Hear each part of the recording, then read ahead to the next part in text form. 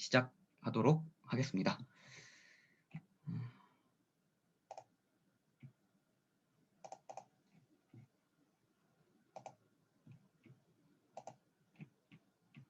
자, 표준 약관을 좀 펼쳐주시겠어요?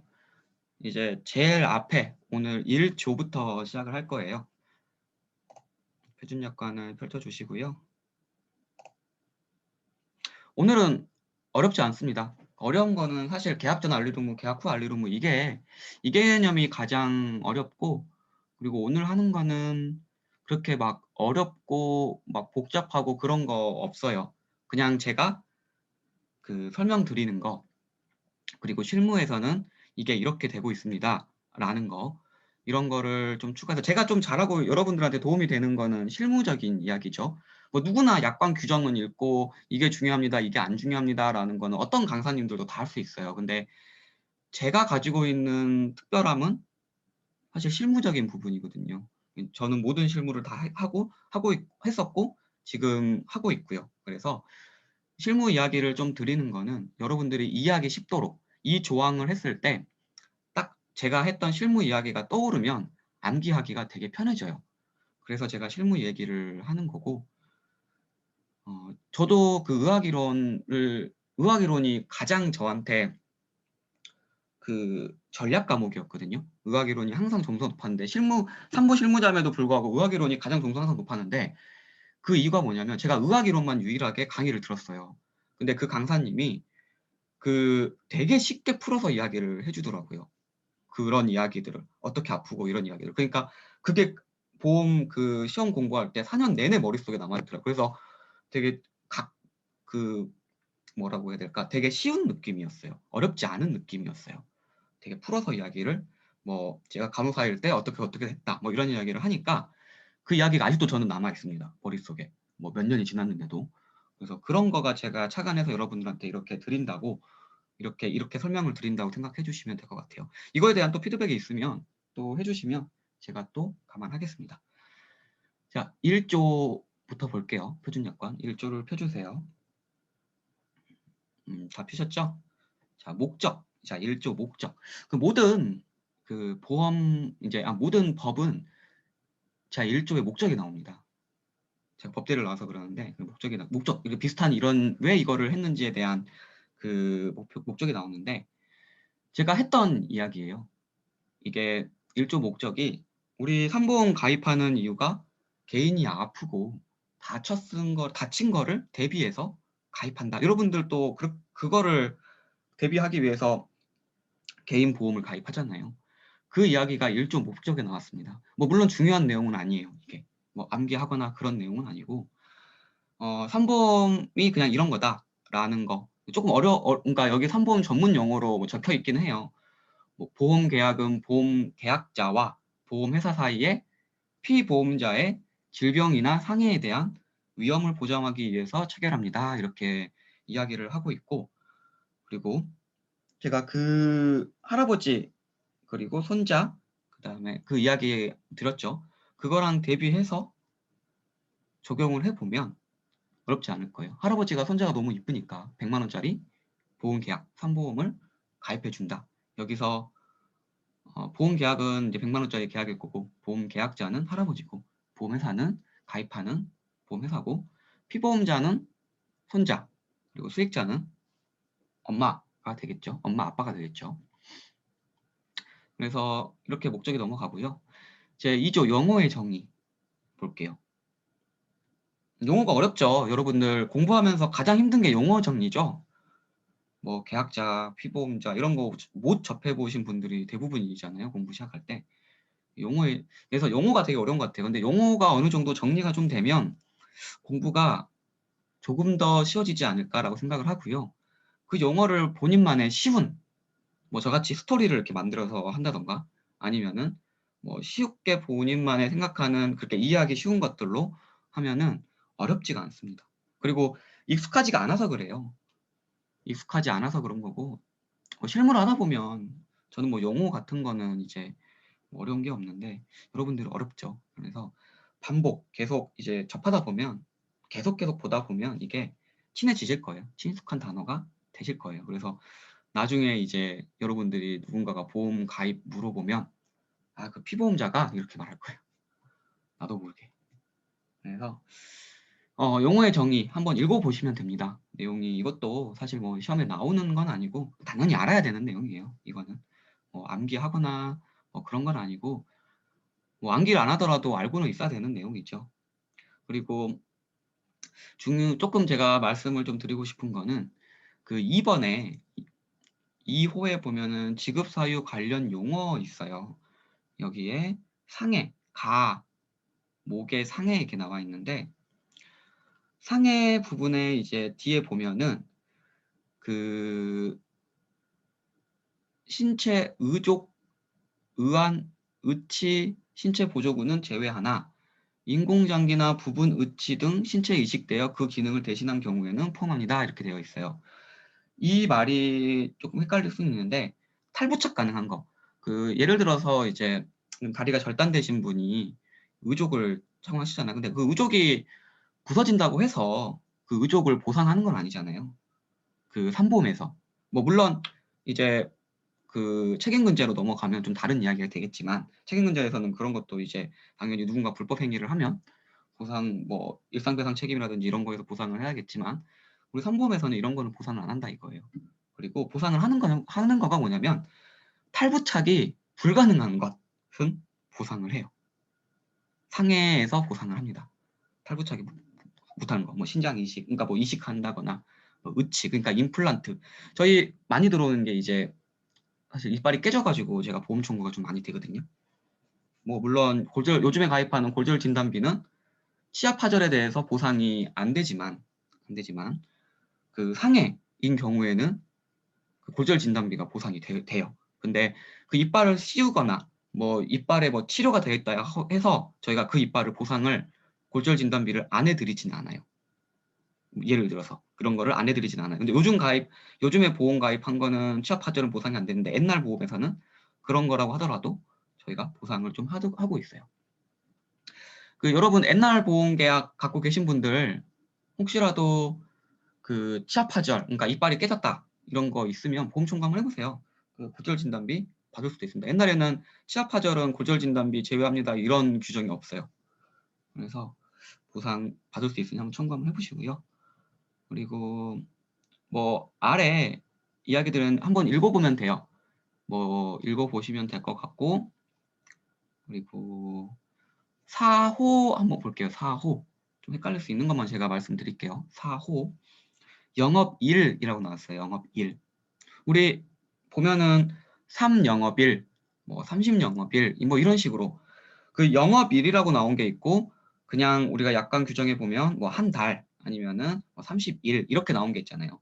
이런 거를 이제 뭐 제가 쓰는 단어로는 이제 캘린더 데이 그러니까 달력 날짜라는 거는 주말을 포함한 거. 그러니까 우리가 한 달로부터 한 달 이내에 해지를 할 수 있다라는 거는 이거는 그냥 달력 날짜로 하는 거예요. 근데 뒤에 우리 보험금을 청구했을 때 3일 이내로 보험금을 지급을 해줘야 된다라고 하는 거는 3영업일로 되어 있거든요. 근데 이런 것들은 주말, 그러니까 그거에 대한 규정이 나와 있는 거예요. 뭐 회사가 영업점에서 이제 정상적으로 영업하는 날을 보통 말하고 토요일, 그 다음에 일요일이 관공서에서 공휴일로 관한 규정이더라고요. 이거가 일요일이고 우리 빨간 날 있잖아요. 달력에 보면 빨간 날 그리고 근로자의 날을 제외하고 그 일을 제외하고 그러니까 날짜를 세는 거예요. 예를 들어 볼게요. 고객이 금요일 날 보험 청구를 했어요. 금요일 오후에.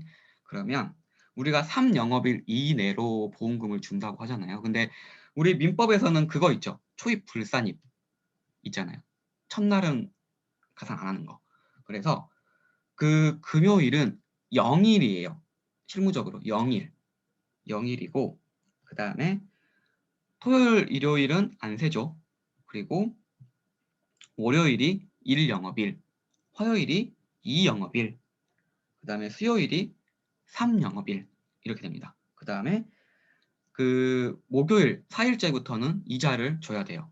지연에 대한 이자를. 그래서 우리 개인 이제 실무적으로 우리가 보상 담당자들을 평가하는 항목 중에 하나가 이런 거예요. 몇 영업일 이내에 보험금을 지급을 했냐라는 거예요. 조금 빡센 데는 막 이렇게 해요. 보험 가입하고 보험 청구하고 나서 뭐 24시간 이내 지급률 이런 식으로 막 봐요. 그래서 막 여러분들 보험 청구해 주신 분들은 보험 청구하자마자 막 몇 시간 안에 막 들어오잖아요.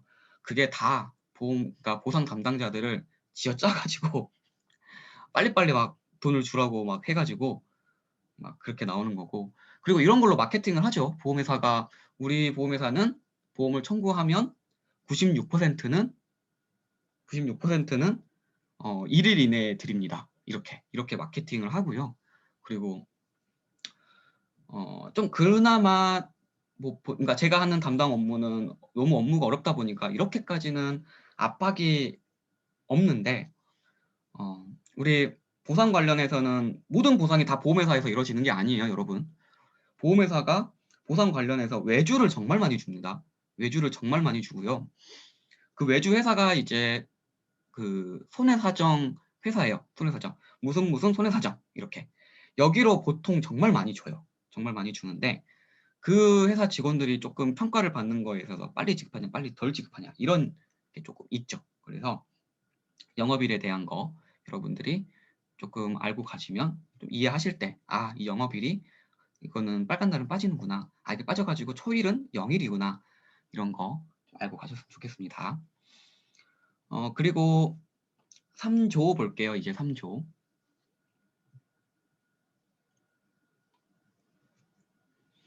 보험금의 지급 사유 이렇게 나왔습니다.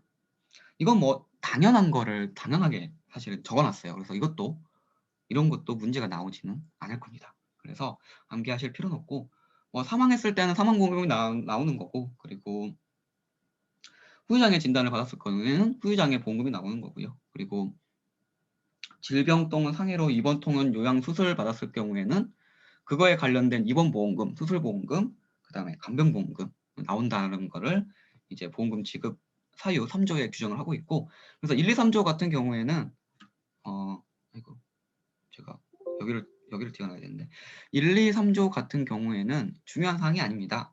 그래서 암기하고 할 필요는 없고 그래도 이거에 대해서 알아야지만 우리가 공부가 가능하죠. 이 내용을 알아야지만. 이렇게 해서 넘어가고요. 자, 4조 가겠습니다. 4조는 시험 문제가 많이 나왔어요.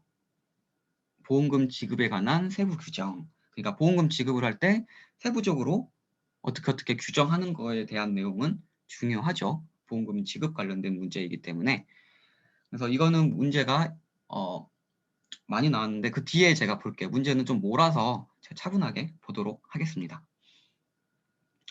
4조 1항 볼게요. 1항. 네, 실종 선고랑 그다음에 그 수재나 화재 이런 거 조난 당했을 때 관련된 내용이 적혀 있는데 우리 실종 선고를 받은 경우에는 법원에서 실종 기간이 끝났을 때 사망한 것으로 보죠.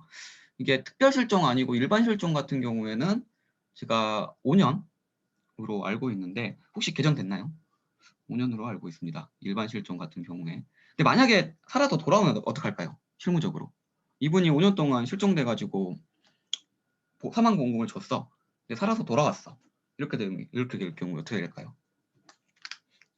저도 한 번도 이런 경우가 없어가지고 실무적으로는 생각해 보지는 그 실무적으로는 접해보지는 않았는데 생각을 해보면 이게 사망한 것으로 봅니다라는 게 이제 추정이잖아요.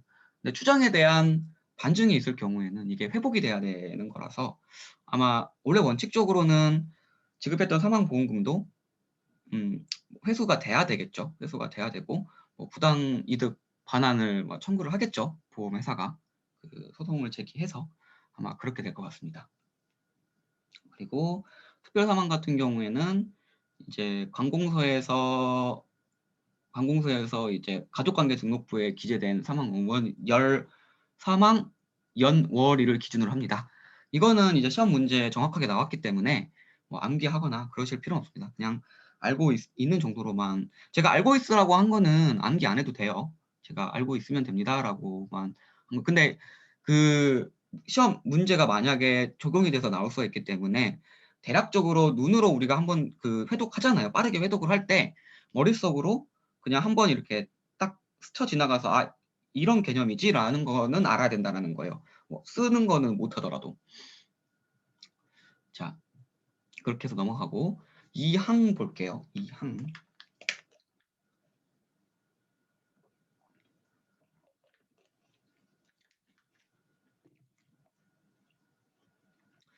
이거는 그 시험 문제 나올 수 있어요. 2항은 문제가 안 나왔어요. 그 약술 문제로 나오든 아니면은 그 뭐지? 그 사례 문제로 나올 수가 있어요.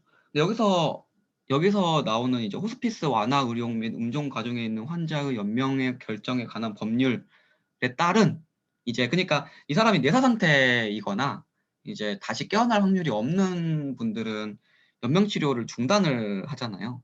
중단을 하는데 언제 사망하는 것으로 보냐 이거에 대한 문제예요. 이거에 대한 문제고 그리고 우리가 뒤에 보면 이제 고의 사고는 보상을 안 한다고 규정을 하고 있는데 이 보상 고의 사고에 대한 예외 규정이라고 보시면 돼요. 왜냐면은 이분은 계속 산소호흡기를 끼고 있으면 계속 그 살아갈 수가 있는데 이 산소호흡기를 떼면서 이 사람이 이제 사망에 이르게 되는 거잖아요. 그렇기 때문에 고의 사고의 여부가 들어가게 되는데 왜냐하면 사망을 예견하고 이제 그런 거라서 그래도 이거는 이제 예외로 주겠다 이거예요. 예외로 두고 언제 사망한 것으로 보냐면 이게 중요하죠. 우리가 이제 알아야 될 사항은 이 사항이죠. 이 사람이 그 허상소호흡기를 떼는 순간이 아니고 그 연명 치료를 중단하겠다 그 결정하는 시점이 아니고 사망한 때 실제로 사망한 때로 사망을 보겠다라는 거예요. 그래서 이 내용이 사례 문제로 나올 수가 있고요. 그리고 이게 이제 사망보험금이 지급이 돼야겠죠. 근데 이 분이 그러니까 이렇게 들어가게 된 원인 호스피스 상태가 된 원인이 있을 거 아니에요. 그게 상해가 될 수도 있고 그게 질병이 될 수도 있잖아요. 만약에 상해가 원인이 됐다고 한다면 상해 사망보험금이 들어갈 거고 그리고 질병이 원인이 됐다면 질병 사망보험금이 들어가겠죠. 그리고 이분이 만약에 병원에 있다라고 했을 때 그 병원 입원 기간이 있을 거 아니에요. 그 입원 기간도 그 성격에 맞춰서 질병 입원비, 상해 입원비 이런 식으로 보험금이 각각 책정이 되어야 됩니다. 그 집에서 안전가려 하고 있거나 집에서 이렇게 호흡기 끼고 있으면 입원비 상해비 뭐 입원비 그런 일단 안 나가요. 그런 거 안 나가는 거고. 그리고 제가 조사를 하면서 좀 실무적으로 얘기를 해드리면 이런 분들 정말 많았어요. 그 보통 왜 이렇게 되냐면은 우리 뇌혈관 질환 있잖아요. 우리 의학이론 공부하면 뇌출혈 그다음에 뇌경색 공부 많이 하실 건데 특히 뇌출혈 같은 경우에는 이제 그 피가 머리에 고여가지고 아예 진짜 엄청 많이 고여요. 만약 급성으로 팍 터지게 되면 그게. 그래서 이분들이 의식을 잃고 못 깨어나는 경우가 정말 많아요. 그래서 남아있는 유가족들이 되게 유가족이라고 하는 데죠. 그 남아있는 이제 그 보호자분들이 되게 힘들고 제가 이분들을 확인하러 이제 나중에 가면 중대한 그게 있거든요. 뭐 CI 보험의 중대한 뇌졸중 관련된 이야기가 있는데 그거를 확인하러 제가 조사를 많이 나가요. 조사를 많이 나가면 정말 산소호흡기만 끼고 계신 몇 년 동안 끼고 계신 분들도 많고 그리고 식사를 못 하시니까 그 위에 바로 관을 꼽아가지고 그 이렇게 음식물을 이렇게 내려보내는 그런 식으로 지금 계속 연명하시는 분들이 되게 많습니다. 의외로 우리 주변에 많아요. 그래서 이런 분들에 대한 이야기인 것 같고요. 근데 그분들은 쉽게 또 깨어날 수도 있으니까 쉽게 포기를 못 하시더라고요. 그래서 한 달에 제가 많이 보면 한 10사람 정도까지도 봤던 것 같아요. 이렇게 누워 계신 분들. 뇌출혈, 뇌경색 정말 무서운 질환입니다. 이게 제가 저도 이게 실무를 하면서 보험 가입을 하게 돼요. 무서워가지고 이런 거를 보고 그리고 더 건강 관리를 하려고 하고 무섭더라고요. 이런 게. 그렇고요. 그래서 우리 피보험자가 이제 이번 2항해 같은 경우에는 사망한 대로 본다 이런 얘기를 좀 하고 싶고 그리고 3항 보겠습니다. 3항 그리고 이게 후유장애 관련된 내용이죠. 후유장애 관련된 내용은 따로 여기에 있는 내용을 우리가 암기를 해야 되기 때문에 알아야 되기 때문에 후유장애 파트 가서 제가 더 할 거지만 우리가 보면은 여기 3항에 나온 거는 그 내용인 거죠. 이것도 문제가 나왔죠. 3항도 문제가 나왔는데 그 우리가 장애 같은 경우에는 사고일로부터 그리고 질병이 발생일로부터 우리가 180일 동안 경과 후에 우리가 그 장애를 판단을 하거든요. 판단을 하는데 간혹 가다가 이제 그 바로 그냥 판단 가능한 거 예를 들어서 손가락이 절단이 되거나 아니면 안구가 적출이 되거나 아니면 신장을 이식을 받거나 뭐 심장을 이식받거나 폐를 이식받거나 아니면은 난소 난관 난소 양측을 제거를 하거나 이럴 경우에는 뭐 따로 보지는 않지만 나중에 제가 후유증이나 다 할 거예요. 다 할 건데 그러니까 아니면은 인공관절 치환술을 바로 이렇게 삽입을 한다거나 이런 것들은 180일 대기할 필요가 없이 그 하는 것만으로도 후유장애가 이제 그 진단이 되잖아요. 근데 그렇게 특별하게 그 장애 판정 시기를 한 것 말고 이외의 장애들은 뭐 추간판 장애라든지 뭐 아니면은 무릎의 슬관절의 뭐 동요장애라든지 뭐 이런 것들은 충분하게 180일 동안 치료를 받고 나서 그 다음에 우리가 보겠다 이런 내용이에요. 그래서 사망은 그런 내용이고 그리고 사항 같은 경우에는 제가 어저께 조금 실수했죠. 이거에 대해서 정확하게 헷갈려가지고 그 만료일로부터 제가 2년이라고 했는데 만료일이 아니고 그 우리가 그 장애 지급률이 발생했으나 이제 보험이 만료가 되더라도 보장받을 수 있는 기간은 상해일로부터 이제 그 2년 10년 이상 계약은 2년 그 다음에 1년 단기 계약은 1년이에요. 근데 실무적으로 이거 하고 있어요. 실무적으로 우리가 적용을 하고 있고 그리고 뭐 장기보험이야 2년이니까 이제 뭐, 뭐 크게 문제가 없는데 단기보험 같은 경우에는 문제가 돼요. 왜 문제가 되냐면은 이게 단기보험이 보통 어디에 많이 되냐면 뭐 1년 단기보험이 얼마나 있어서 라고 생각하시는 분들도 있는데 우리 직장 다니시면 직장 단체보험 가입해 주거든요. 저도 이제 제가 다니는 직장에서 그 단체보험을 가입해 줘요. 이게 근데 1년마다 새롭게 가입을 하는 거예요. 그래서 단기보험이 발생을 해요. 실무적으로도. 우리 단체보험 같은 경우에는. 단체보험 같은 경우에는 예를 들어서 1월 1일 날 가입을 해서 12월 31일 날 끝나요. 그리고 단체보험 특성상 보험회사가 바뀔 수도 있어요. 그러니까 예를 들어서 소방공무원이 우리 보험회사의 단체보험을 다 가입을 하는데 이게 소방공무원들이 여기 보니까 우리 보험회사가 싫어. 다른 보험회사 할래. 그럼 바꿀 수가 있는 거예요. 그럼 단기보험이 되는 거죠. 그래서 이거 문제가 또 있어요. 실무적으로 예를 들어서 올해 그 사고가 나가지고 내년에 후유장애를 받았을 때 뭐 어느 보험회사에서 해주고 막 이런 거 막 옛날에 분쟁이 많았거든요. 분쟁이 많았었는데 이거에 대해서 딱 이제 규정이 됐죠. 이렇게 2018년도에 2년, 1년 이렇게 그래가지고 실무적으로는 어느 정도 다 정립이 됐습니다. 최근에 제가 이 단체보험 관련해가지고 2년 전에 이야기한 적 있나 제가 그 우리 설계사님도 단체보험 가입해 주거든요. 설계사님이 손목이 부러졌어요. 손목이 부러졌는데 그 손목이 부러진 거에 대해서 우리 보통 수술 받잖아요. 우리 뭐죠? 이거 손목 제가 정확히 안 나는데 이게 이렇게 손목 짚고 부러지면은 클래스 골절인가 스미스 골절인 갈레아치인가요? 저 기억이 잘 안 나네요. 그래서 이렇게 골절이 되면 보통 핀을 삽입을 해요. 핀을 삽입을 하는데 그리고 핀을 제거를 이제 나중에 하거든요. 근데 이 설계사님이 2년 뒤에 제거를 한 거예요. 2년 뒤에 제거를 했는데 이게 상해사고일로부터 2년이 지났으니까 단체보험은 1년 단위 계약이라서 이게 1년이 지났으니까 보상이 안 되잖아요. 이걸로 아주 난리가 났어요. 저한테 전화하고 난리가 났었는데 물론 뭐 얼마 안 돼가지고 민원 쪽에 접수를 해서 뭐 소액 감안해서 이제 설계사님도 해서 그냥 주는 걸로 됐나 아마 그랬을 건데 뭐 이런 경우가 좀 실무적으로 생깁니다. 네, 그 이야기를 좀 하고 싶었고 잠시만요.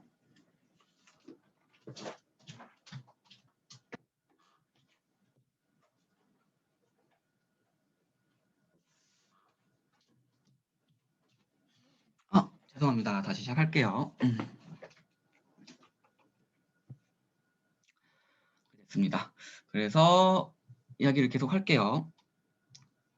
그래서 4번까지는 그렇게 되고요. 이제 파랑 보시면 파랑도 나중에 우리 후유장애 할 때 더 정확히 하겠습니다.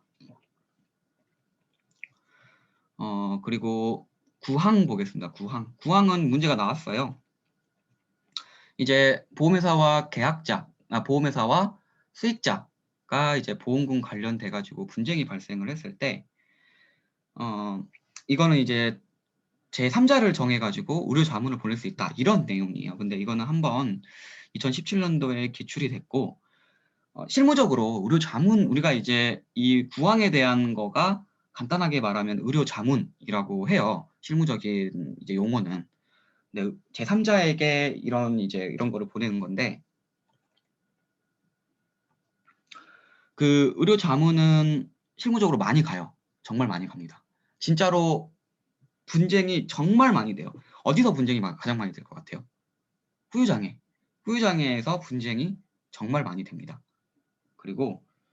그래서 후유장애가 이게 맞냐, 이게 안 맞냐, 이거에 대한 게 많이 나오고, 후유장애는 그 독립손해사정 하시는 분들이 많이 이제 후유장애를 끊어서 들어와요. 그러면 이게 뭐 좀 과잉장애다, 과잉장애가 아니다, 이런 걸로 자문을 많이 가고, 이런 거 외에도 이제 진단, 뭐 진짜 엄청나게 다양한 걸로 의료 자문을 많이 가요.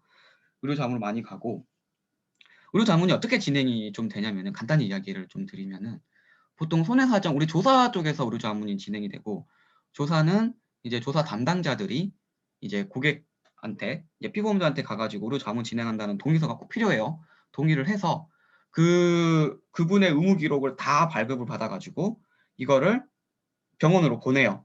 병원으로 보내서 그 병원 의사가 보고 자문을 써줬어요. 예전에는 제가 이제 조사할 때는 직접 병원에 가가지고 서류를 그 교수님 책상 위에 올려놓거나 이렇게 했거든요. 근데 이제 요즘에는 그렇게는 안 하고 그 자문 중간 업체가 있어요. 이거를 조금 업무를 쉽게 해주는 중간 업체. 이 중간 업체에서 그 보험회사에서 그 자문 내용들을 취합을 받아서 그 자료를 받아서 병원 의사한테 랜덤으로 이렇게 보내줘가지고 다시 또 의사한테 받아서 이 중간 과정이 있어요. 중간 과정이 있는데 이 의료 자문 업체가 중간 업체가 한 여섯, 일곱 개 정도 되는 것 같아요, 우리나라에. 그래서 여기서 진행을 하고요. 비용은 대략적으로 한 30만 원 가량 됩니다. 개인도 보낼 수 있어요, 의료 자문을. 독립선사가 보내가지고 들어온 경우도 종종 있더라고요. 그런 내용인데요. 이거에 대한 내용이고, 이거는 뭐 암기하실 필요 없어요. 그냥 나왔기 때문에. 그리고 10항, 11항, 12항 같은 경우에도 넘어가도록 하겠습니다. 후유장의 내용이에요. 13항도 넘어갈게요. 다 후유장의 내용이에요. 자, 5조 보겠습니다.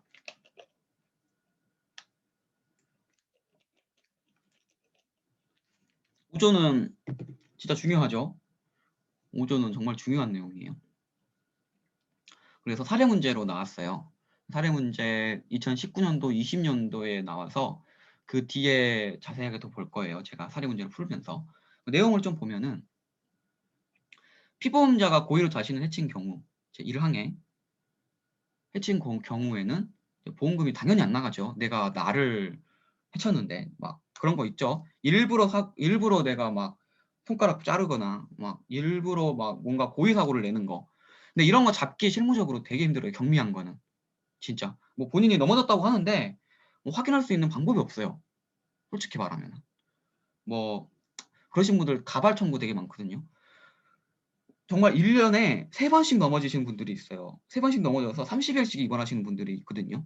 근데 저는 살면서 뭐 물론 이제 넘어지는 경우도 있겠지만 30일까지 입원하는 경우는 많이 없잖아요. 넘어져가지고. 근데 꾸준히 매년 30일씩 넘어져가지고 하는 경우가 있어요. 근데 이거를 뭐 집에서 자꾸 넘어졌다고 하니까 잡기가 너무 힘들어요. 그리고 근데 이렇게 되면은 병원이 또 받아줘요. 병원으로 돌아가면서 하거든요. 그 병원은 모를 거 아니에요. 이렇다라는 거를. 그래서 잡기 어려운데 이제 우리가 고의 문제, 고의 사고로 많이 나오는 게 이제 자살 문제가 많이 나오는데 자살에 대한 거는 당연히 이제 보상이 안 되고, 그리고 아까 말한 뭐 일부러 넘어지거나 뭐 일부러 보험금을 타기 위해서 그렇게 한 거는 당연히 안 되죠. 당연히 안 되는데 그 뒤에 보면 단서 조항이 붙어 있어요. 이거는 이제 암기를 하면 좋은데 암기를 못 하셔도 뭐 문제가 나왔기 때문에 암기를 안 하셔도 되는데 저는 이 문구가 되게 중요하다고 저는 생각합니다. 그 실무 나중에 이제 뒤에 가서 실제 문제 보면서 볼 건데 심실상실 등의 자유로운 의사결정을 할 수 없는 상태에서 자신의 해친 경우에는 보험금을 지급합니다. 이렇게 하고 있어요. 그러니까 쉽게 말해서 내가 죽는지도 모르는 상태에서 고의로 죽으면은 이거는 보험금을 안 주겠다라는 거예요. 주겠다라는 거예요. 자, 제가 이제 자살 사건을 조사를 되게 여러 개를 했는데 거기서 자살이냐 아니면 그러니까 이 단서 조항을 적용하냐 못하냐에 대한 실무적인 게 진짜 많아요. 근데 딱 몇 가지로 딱 정해져 있기는 한데 그 중에 하나가 이제 실무로 나왔고요. 그러니까 문제로 나왔고요. 그 크게 보면은 우리가 자유로운 의사결정을 못하는 상태가 어떤 경우가 크게 두 가지예요. 하나는 정신병이 있을 때, 그리고 다른 거 하나는 술을 너무 많이 먹었을 때 이렇게 되죠. 그래서 술을 진짜 사람이 너무 많이 먹으면 본인이 죽는지도 모르더라고요. 제가 이제 진짜 술을 많이 먹고 사망한 건들을 여러 개를 했는데 막 녹취도도 막 듣고 해요. 이 사람이 막 전화하고 막 술 취해가지고 막 전화하고 그러는데 이제 말도 안 되는 소리 하고 막 그래요. 그 녹취 내용 들어보면. 그래서 본인이 죽는지도 모르고 그냥 뛰어내려서 죽어요. 그래서 이런 것들 그 뒤에 가서 이제 문제 풀 때 제가 사례 이야기 조금 더 많이 해드릴게요. 그래서 이제 자신 해친 경우에는 보험금을 안 주고요. 그리고 보험 수익자가 고의로 피보험자를 해친 경우 이것도 당연히 안 주죠. 그것도 안 주고 당연한 거죠. 대신에 이제 여기서 단서 조항은 다른 수익자가 있는 경우에는 이제 보험금을 줘야 되죠. 이게 뭐 살해를 당했거나 뭐 이런 것들에 대한 우리가 살인 당하면 돈 줍니다. 그 다른 살해를 당하면은 사망 보험금이 나가요. 그 상해 사망 보험금으로. 그리고 계약자가 고의로 피보험자를 해친 경우 뭐 이것도 당연히 안 주는 거고요. 당연한 거를 당연하게 적어놨고요. 그리고 4번, 5번은 여기는 손해보험에만 있는 거예요. 생명보험에서는 임신, 출산 보상합니다. 보험금 줘요. 제왕절개 이런 거 자연분만만 안 주고요. 뭐 제왕절개라든지 아니면 임신으로 인해서 관련된 질환이 발생해가지고 입원을 하면 입원비를 주던지 이런 걸 주는데 우리는 표준약관 기준으로 하잖아요. 상해 질병 표준약관 기준으로 하기 때문에 여기에서는 보험금을 줘요. 근데 문제가 예를 들어서 뭐 조금 구분하는 거에 대한 문제가 나오면 뭐 적어놓으세요. 뒤에다가 생명보험에서는 준다. 근데 손해보험에서는 안 준다. 뭐 이것만 알아도 여러분들이 뭐 나중에 문제 푸는데 전혀 문제가 없겠죠. 전혀 문제가 없고. 그리고 5번 같은 경우에도 생명보험에서는 보상을 하고 손해보험에서는 미보장 이런 내용이 없어요. 생명보험 약관에는. 그래서 이런 걸 보상합니다. 그리고 특히 2번, 2항 같은 경우에는 이게 여기서도 손해보험에서는 보상을 안 하는데요. 생명보험에서는 보상합니다. 이게 왜 그럴까요, 여러분들? 왜 그럴까요? 왜 손해는 주고 왜 생명은 안 줄까요? 저는 이거에 대해서 좀 궁금했거든요. 왜 그런지. 근데 제가 각각 회사를 가보니까 좀 알겠어요. 왜 그러냐면은 손해보험은 일단 가입 금액 자체가 상해보험이잖아요. 이런 게. 가입 금액 자체가 커요. 막 3억, 5억, 7억 막 이래요. 가입 금액이. 보통 같은 가격이라면 생명보험에 대해서. 같은 가격이라면 그렇게 커요. 근데 생명은 재해사망보험금이 그렇게 크게 가입하는 데가 없어요. 커봤자 1억, 보통 5천만 원. 그러니까 금액 자체가 가입 금액 자체가 높지가 않으니까 생명보험사는 이런 거를 보상을 해도 크게 무리가 없는 거예요. 이거는 제 내피셜이에요. 제 내피셜인데 근데 상해보험 같은 경우에는 그러니까 손해보험사에서 상해보험 가입하면 금액들이 다 커요. 우리 저번 주에 봤던 거 있죠. 그냥 상해사망보험 막 1억 5천이잖아요. 근데 생명보험에서는 그렇게 1억 5천 그렇게 가입이 안 돼요. 많아야 막 1억이에요.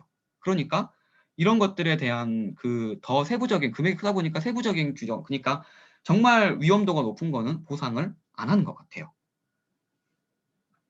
제가 왜 손해보험에 있고 왜 생명보험에 있는지는 설명을 좀 드렸어요. 이거가 기억나면 여러분들이 조금 그러니까 위험도가 높은 거는 이래서 손해보험사가 보상 안 해주구나. 나중에 이런 거 기억하면은 암기하기가 좀 더 쉽죠. 구분하기가 조금 더 이해하기 쉽고. 그래서 좀 말씀을 드리고 싶고, 자, 이 항을 제대로 좀 보면요. 이거는 문제로 안 나왔거든요. 문제가 안 나왔어요. 그래서 어느 정도 암기를 하셨으면 좋겠어요.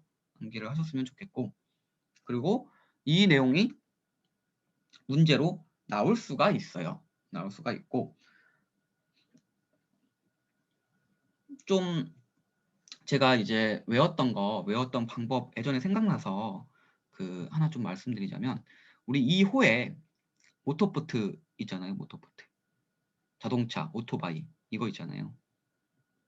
그 경기 시범 흥행 이렇게 했었는데 제가 시흥은 경기다 이렇게 외웠던 것 같아요. 시흥은 경기다 이렇게. 그리고 뒤에 시운전 따로 외우고요. 이렇게 했던 것 같고, 그리고 그 보면은 이제 시운전 같은 경우에는 그 보상이 되는데, 이게 우리 안막 차량들이 보이잖아요. 우리 시범 차량 출시하기 전에 이제 도로에서 도로 주행 같은 거 하잖아요. 그런 거를 좀 말하는 것 같아요. 그래서 고용도로상에서는 이거 보상이 된다. 이 내용들 좀 정확하게 머릿속에 넣어 주셨으면 좋겠어요. 그리고 3번 보면 이제 선박에 탑승하는 것을 직무로 하는 사람들이 직무상 선박에 탑승하고 있는 동안, 이건데 이게요. 그 제가 이제 그 이거 관련해 가지고 우리 배를 타시는 분들은 여기서 먹고 자고 하시는 분들 되게 많거든요. 그래서 먹고 자는 것도 사실 저는 직무로 좀 판단을 합니다. 그러니까 막 원양어선 같은 거라든지 아니면은 무역선 같은 거 엄청 큰 배들은 배에서 먹고 자고 하잖아요. 근데 배에서 사고가 정말 많이 나요. 사고가 많이 나는데 배에서 쉴 때에도 저는 제가 봤을 때는 직무상으로 봐야 된다라고 생각을 합니다. 왜냐면은 거기를 이제 벗어나지 않았기 때문에 그렇게 생각이 좀 들고요. 그래서 여기에 이제 기출이 됐던 사례 문제가 됐던 여기 제 5조 같은 경우에는 이미 기출도 많이 됐고 또 사례 문제로 또 응용돼서 나올 수가 있어요. 그래서 이 부분은 좀 정확하게 여러분들이 알고 있어야 되고요. 뒤에 문제 한번 같이 풀어볼 거예요. 오늘 문제 한번 저랑 같이 차근차근히 그 기출됐던 거 한번 풀어볼게요. 자, 그리고 6조 볼게요. 6조. 뭐 알면 통지해 줘야 되죠. 이거는 보험 사고가 발생하면 회사에 알려줘야 된다는 내용. 이것도 외울 필요가 없어요. 굳이 외울 필요가 없고. 자, 7조 넘어가겠습니다. 자, 보험에 청구할 때 어떤 서류가 필요하냐 이런 거에 대한 내용이거든요. 근데 이거는 암기하는 게 되게 뭐 아는 게 되게 쉬워요. 당연한 거를 당연하게 적어놔가지고. 자, 우리 보면은 좀 어려운 말로 되어 있죠. 진료비 계산서, 사망진단서, 장애진단서, 입원치료 확인서, 의사 처방 전, 처방 조제비 이렇게 되어 있어요. 이 용어가 좀 어렵죠. 이거 암기하기 쉬운 방법이 뭐냐면요. 우리 공부할 때 후유장애, 실손, 그 다음에 장애 사망 이렇게 공부를 하잖아요. 우리 사망 공고 청구할 때는 뭐가 필요할까요? 당연히 사망 진단서가 필요하겠죠. 그리고 후유장애를 청구할 때는 후유장애 진단서가 필요하고요. 그리고 실손의료비 같은 경우에는 우리 청구할 때 영수증하고 그 뭐지? 처방 조제를 받았을 때 약국 영수증이 필요하거든요. 그래서 그 말이 조금 어렵게 뭐 진료비 계산서, 처방 조제비 이렇게 나왔는데 그냥 영수증, 그 다음에 약국 영수증 이렇게 적어도 같은 동의어예요.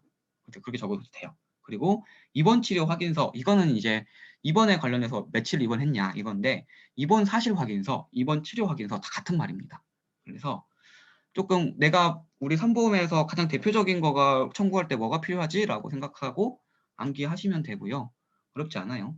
청구서는 당연히 이제 보험 청구할 때 뭐 나에 대한 인적사항 적고 계좌 적고 이런 거 필요하고, 그 다음에 이제 신분증 제출 앞면만 해서 그 뒤에는 이제 보통 뒷번호를 가려요. 뒷번호를 가리고 이제 제출을 해주고요. 그리고 기타 이제 관련된 서류가 있으면 추가적으로 뭐 암 진단 같은 경우에는 뭐 조직 검사 결과지 뭐 이런 거가 필요하고, 그리고 기타 뭐 특히 뭐 진단보험 같은 경우에는 그런 게 필요하고, 그리고 교통사고라든지 뭐 이런 거 나오면 교통사실 뭐 확인하기 위해서 뭐 교통사실 확인원을 달라고 하던가 뭐 이런 게 있긴 한데 기타적으로 필요한 게 있겠다라고 하시면 될 것 같고, 그리고 뭐 2항 같은 경우에는 이제 병원에서 이런 것들이 발급이 돼야 된다. 뭐 이런 내용이 있어요. 그래서 뭐 암기하거나 뭐 이런 거는 뭐 당연히 알아야 되는 거기 때문에 이런 것들은 기본적인 상황이기 때문에 알고 있으면 좋을 것 같고, 그리고 뭐 그런 거죠. 문제가 이렇게 나오겠죠. 문제가 만약에 나온다면 보험 청구 시에 필요한 서류 뭐 세 가지 뭐 네 가지 뭐 이런 식으로 적어라 하겠죠. 그럼 이런 것들을 청구서 뭐 이런 거 아까 말씀드린 것들 적고 신분증 적고 그리고 기타 필요한 서류가 있다 뭐 이런 식으로 적으면 되겠죠. 이렇게만 적어도 돼요. 똑같이 적을 필요 없어요. 똑같이 못 적어요. 그리고 제가 그 취업하면서 합격자가 많은데 다 물어봤거든요.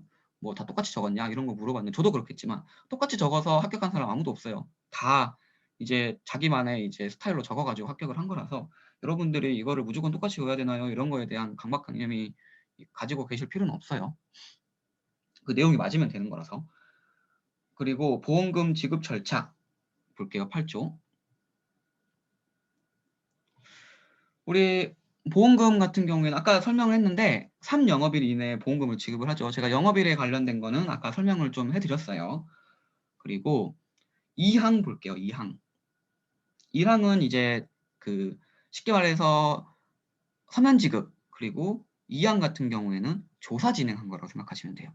그러니까 서면만 보고 지급한 건 3일 이내에 지급을 하고, 그 다음에 조사로 진행한 거는 여기 뒤에 보면 30영업일, 맨 마지막 줄에 보면 30영업일 이내로 정합니다. 이렇게 되어 있어요.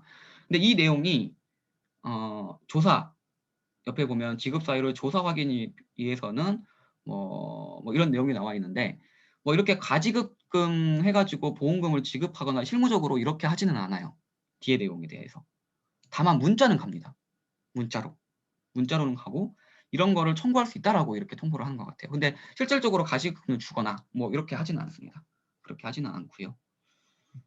그리고 3영업일 이내로 정하죠. 우리 이거 3영업일 넘어가잖아요. 그러면 벌금 내야 돼요. 조사를 진행했는데 30일 이상 넘어가서 이거를 만약에 30영업일 이상으로 조사를 진행을 하면 우리 벌금 냅니다. 그리고 벌금 안 내는 경우가 6가지 나와 있는데 6가지는 시험에 나왔어요. 2020년도에. 그래서 안 외우셔도 됩니다.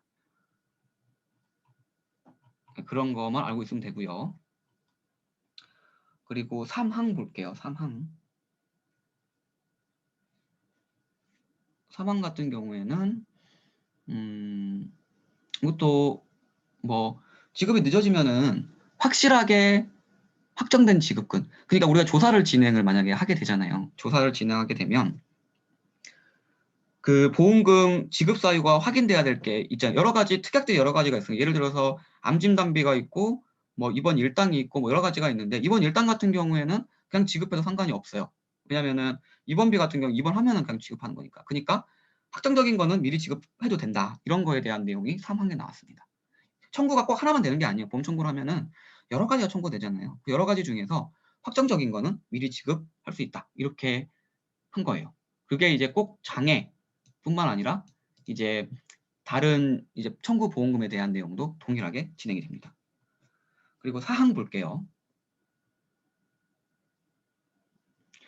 이것도 실무적으로는 사실 하는 뭐 진행되는 이야기가 없어가지고 추가적인 조사가 이루어질 경우 2항에 의해서, 그러니까 조사가 진행하고 나서 추가 조사가 진행했을 때는 그 회사가 지급해야 될 금액의 50%를 지급을 해야 된대요. 근데 실무적으로는 이게 이렇게 되지 않아요. 왜냐면은 30일을 안 넘기거든요. 추가 조사를 하지도 않아요. 30일을 넘기면은 벌금 낸다고 했잖아요. 그 벌금이 여러분들 생각하는 것보다 상상 이상이에요. 1000대예요, 1000대. 보험회사가 1000대 벌금을 내면서까지 이렇게 하지는 않습니다. 실무적으로 안 하는데 추가 조사가 하면은 50%를 내야 된다고 규정이 되어 있더라고요. 자, 그래서 이렇게 알면 될 것 같고, 그리고 5항 같은 경우에는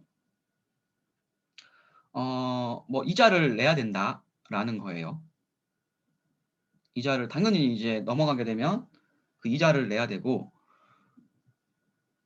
그 지연될 때는 이제 그 다른 이제 보험 청구자에 대해 청구자가 지원을 할 때에는 그 이자를 더해서 지급하지 않는다. 이런 내용에서 한번 읽어보시면 될 것 같아요. 이것도 당연한 내용을 적어놓은 거라서. 네. 6항 볼게요. 6항.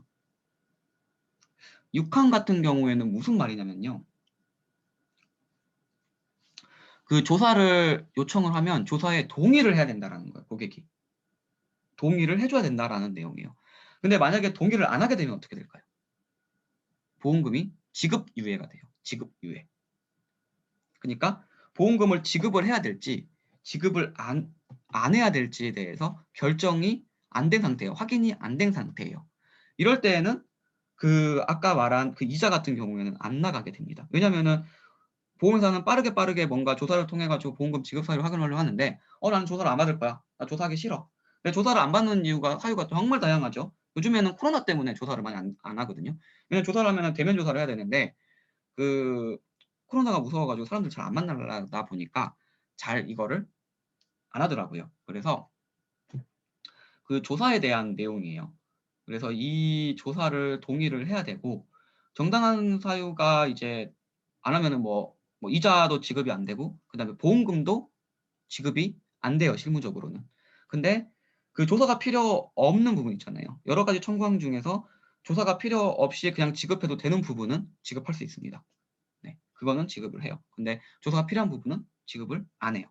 그런 내용에 대한 이야기고요. 그리고 이 내용은 제가 생각할 때 시험에 나올 확률이 어느 정도 있다라고 생각합니다. 그 중요한 거는 그 우리 병원 기록을 확인하잖아요, 보통. 우리 단어가 또 어려울 수가 있어요. 조사를 진행하는데 의료기관이라는 건 병원이거든요. 병원으로 바꿔서 써도 되고요. 국민건강관리공단 이거는 이제 권보고요.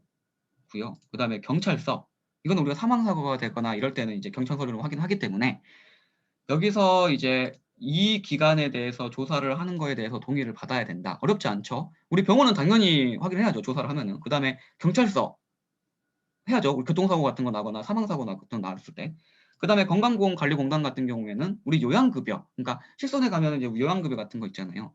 여기에 비급여 뭐 그런 거 신청을 할 수가 있어요. 비급여가 이거 제대로 된 게 맞냐 안 맞냐 이런 것들을 신청하는 것들 이런 것들을 과정을 거쳐야 되는데 이런 거에 대해서 조사 동의가 이루어져야 되고 그리고 동의가 안 됐을 경우에는 그 청구한 보험금에 대해서 보험금도 지급유예 처리가 되고 이자가 지급되지 않습니다. 이 정도로 암기해서 적으시면 될 것 같아요. 어렵지 않죠? 제가 설명을 어렵게 드린 게 아니고 당연하게 이제 암기하기가 좀 쉬울 것 같아요. 제 생각에는 이렇게 설명을 드렸기 그냥 암기하려면 힘들죠. 이거를 그냥 암기하려면 힘든데 이렇게 풀어서 좀 암기를 하면 여러분들이 좀 쉽게 암기할 수 있을 거라 생각합니다. 그리고 이제 6번, 7번을 동시에 이제 같이 하면 좋은데요. 자, 우리 조사를 진행할 때는요. 그 우리가 이제 어디를 갈 건지, 뭐를 조사를 할 건지 조사자가 알려줘야 돼요. 우리가 경찰서 가서 조사할 겁니다. 우리가 그냥 어디 갈 건지 말 안 해주면 안 돼요. 우리가 병원을 어디 갈 거예요. 그리고 병원에서 어떤 서류를 발급을 받아가지고 확인을 하겠습니다라고 2018년도에 개정이 됐거든요. 그 명시를 하게끔. 그래서 그거는 이제 그 우리 그 동의하는 내용이고 그것까지 외울 필요는 없고 그래서 이런 것들에 대해서 범위라든지 그 다음에 목적이라든지 이런 것들을 설명을 해줘야 돼요. 7항에 이제 그런 내용이 나와 있는 거고요. 자, 구조 볼게요. 구조 같은 경우에는 이제 50분이네요. 조금만 쉬었다 하겠습니다. 제가 10분만 쉬었다가 할 거고요. 혹시 질문 있으신 분은 질문 남겨주시고 어때요? 제가 오늘은 조금 좀 편하게 그러니까 이야기를 좀 편하게 하고 실무적인 이야기를 좀 더 이해하기 쉽도록 조금 더 추가를 좀 해봤거든요. 여러분들 이렇게 하는 거 좀 괜찮나요? 좀 이해가 좀 편하나요?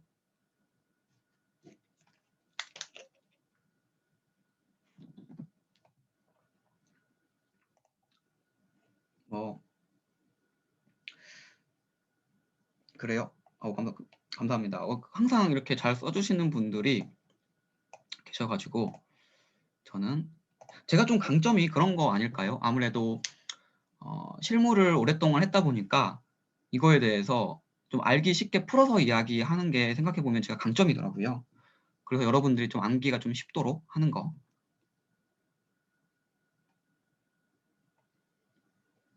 이거는 제가 조금 이따가 답변 드릴게요. 이 내용.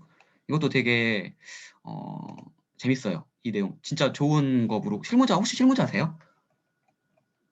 이런 거 되게 예리한데 너무 실무자가 물어보는 것 같은데.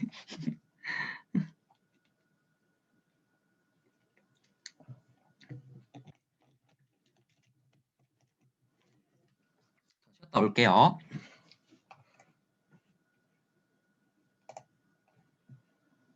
딱 정확하게 11시에 시작하겠습니다.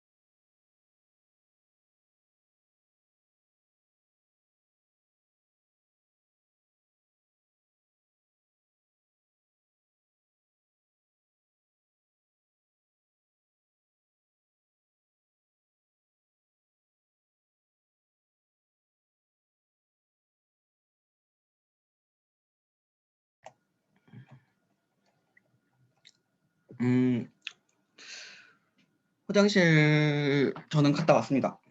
저는 갔다 왔고 질문이 조금 있네요.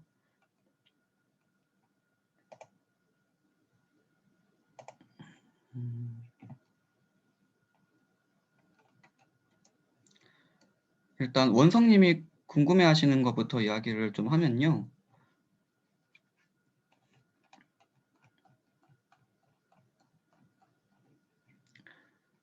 우리 원래 원칙은 국민건강보험공단에서 하는 게 꼭 요양급여만 떼는 게 아니고 뭐 여러 가지가 있을 수가 있어요.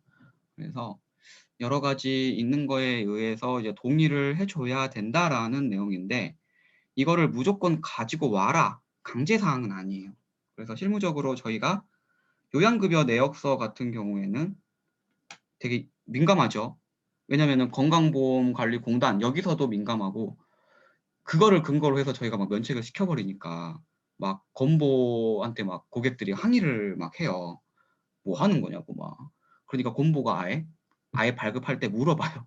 요양급여 내역서 뗄 때 이거 왜 떼는 거예요? 보험사에서 떼가지고 오라고 했어요라고 하잖아요. 그러면 그러니까 물론 보험회사가 가서 떼주지도 않지만 보험회사 직원이 가면 아예 안 떼줘요. 본인이 와야지만 떼줘요.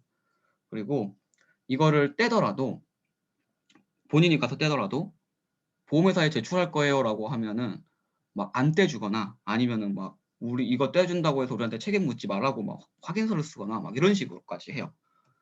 그래서 적용 거부하는 것 자체가 사실 의미가 없어요. 동의를 해도 못 떼요. 직원이 보험사 직원이 안 떼줘요. 안 떼주고 그리고 건강보험관리공단 가서 강제할 수는 없죠. 거기가 우리가 달라고 서류를 안 준다고 해서. 그래서 저는 이제 조사할 때 고객이 막 주장하는 거 있잖아요. 아, 나 이때 당시에 치료력이 없었다라고 주장하시는 거 있어요. 특히 5년 부담보 공부할 때 기억하실지 모르겠는데 5년 부담보 관련된 내용 제가 강의할 때 그 청약일로부터 5년 동안 치료력을 좀 봐야 되는데 이거에 대해서 진짜 없다라고 막 주장을 하시면서 막 이렇게 이야기하시는 분들이 있는데 그분들한테 제가 그렇게 해요. 그러면은 그러면 이때 5년 동안 건보 그거 요양급여 내역서 떼달라라고 하면 거기에 그거를 보고 저희가 심사를 합니다. 여러분들 좀 모르시는 분들도 있을 것 같아서 그러는데 우리 건강보험관리공단에 가면요. 오늘로부터 최근 10년 동안 내가 병원에 갔던 거가 다 조회를 해볼 수가 있어요. 그게 그 건강보험 요양급여 내역서 이거예요. 그래서 이거를 보면 이제 얼마나 치료를 어떤 치료를 받았는지 내가 다 확인이 가능합니다. 이런 거 떼는 게 만약에 거부를 못하면은 사실 우리가 계약전 알림 의무 위반 같은 거 조사를 진행할 필요가 없죠. 답변이 되실 거라 생각을 하고요. 그리고 지급사유 관련 용어에서 의치와 부분의치의 차이가 어떻게 되나요? 의치라는 게 좀 용어가 어려워서 그러는데요. 의치가 그거죠. 우리 임플란트, 그 다음에 브릿지, 그 다음에 그 틀리는 이제 뺐다 뺐다 하는 거니까 뭐 틀리, 뭐 이렇게 용어를 하고요. 부분의치 같은 경우에는 이제 그거죠. 크라운, 뭐 인레인 용어 좀 어렵나요? 크라운, 인레인 이런 거 혹시 잘 모르시나?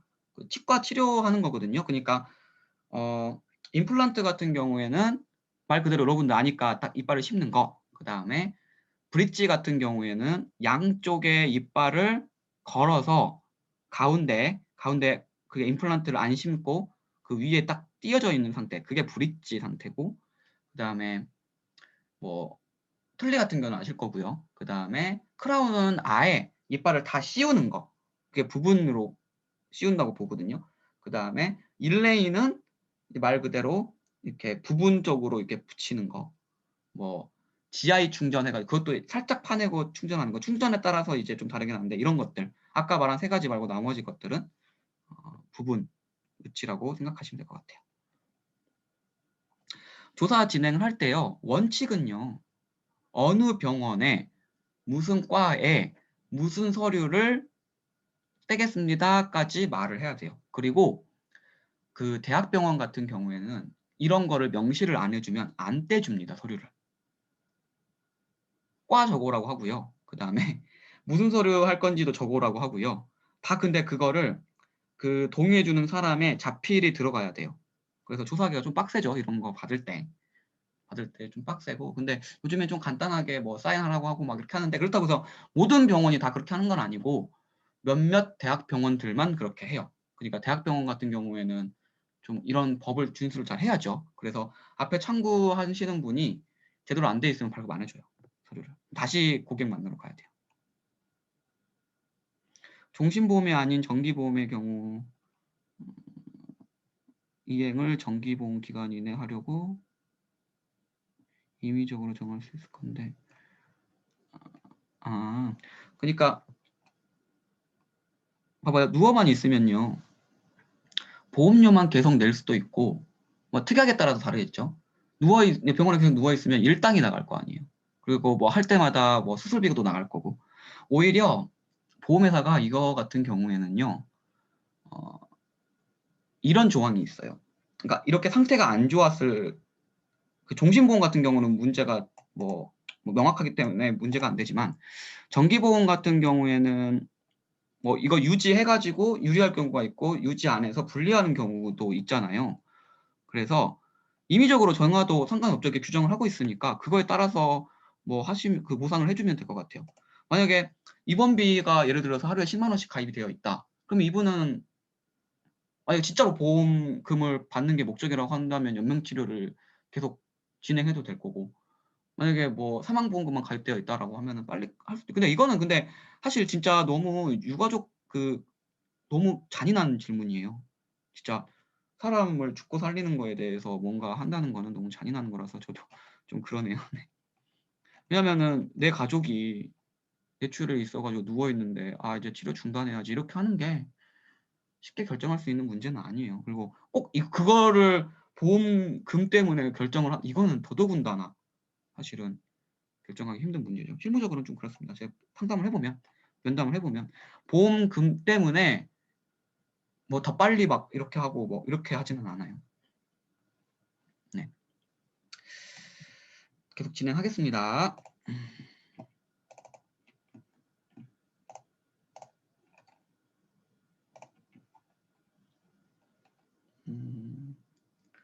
자, 제가 만약에 시간이 좀 부족하면 다음 주로 넘기겠습니다. 저 그렇게 마음을 좀 먹었어요. 제가 시간을 딱 맞출 수가 없을 수도 있어서.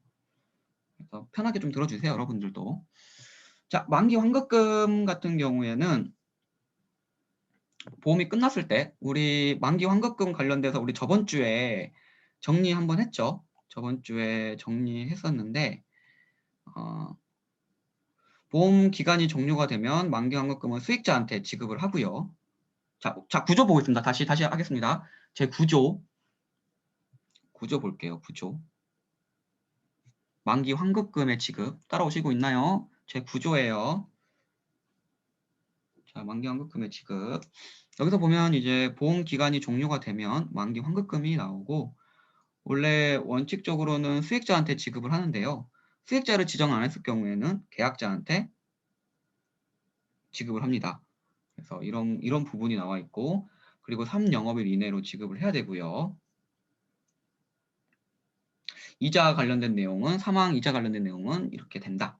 근데 이거를 뭐 암기하실 필요까지는 없을 것 같아요. 문제가 안 날 것 같고. 그리고 만기 환급금에 대한 뭐 문제가 이런 식으로 나오겠죠. 만기 환급금에 대한 보험회사가 정한 규정을 뭐 적어라. 뭐 이렇게 하면은 보험 기간이 만료가 되면 만기 환급금이 지급이 된다. 수익자에게 만기 환급금이 지급이 되고, 그리고 수익자가 지정 안 한 경우에는 계약자에게 만기 환급금을 지급을 합니다. 그리고 만기 환급금의 지급은 보험 청구일로부터 3영업일 이내에 지급을 하며, 그리고 3영업일이 넘어갔을 경우에는 그 관련해서 이자까지 뭐 이자를 지급한다. 이 정도만 알고 계시면 될 것 같습니다. 어렵지 않죠? 만기 환급금에 대해서. 10조 보겠습니다. 10조.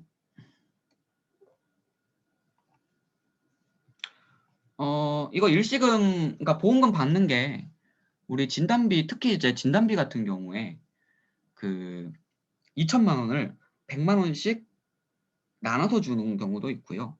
그리고 그 2천만 원을 한꺼번에 주는 경우가 있어요.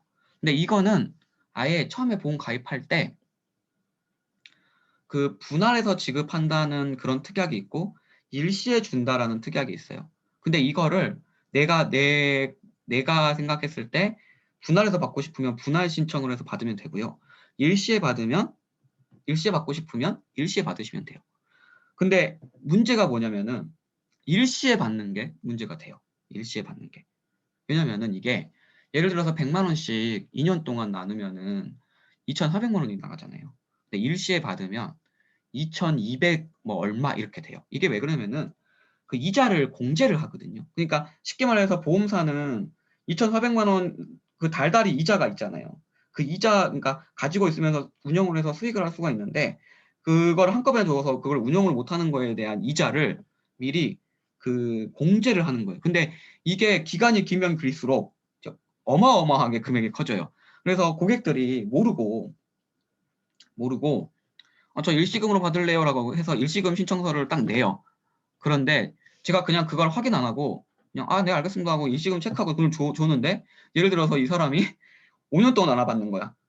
그래서 예를 들어서 5천만 원을 받아야 되는데 막 3,800만 원 받잖아요. 열받거든요.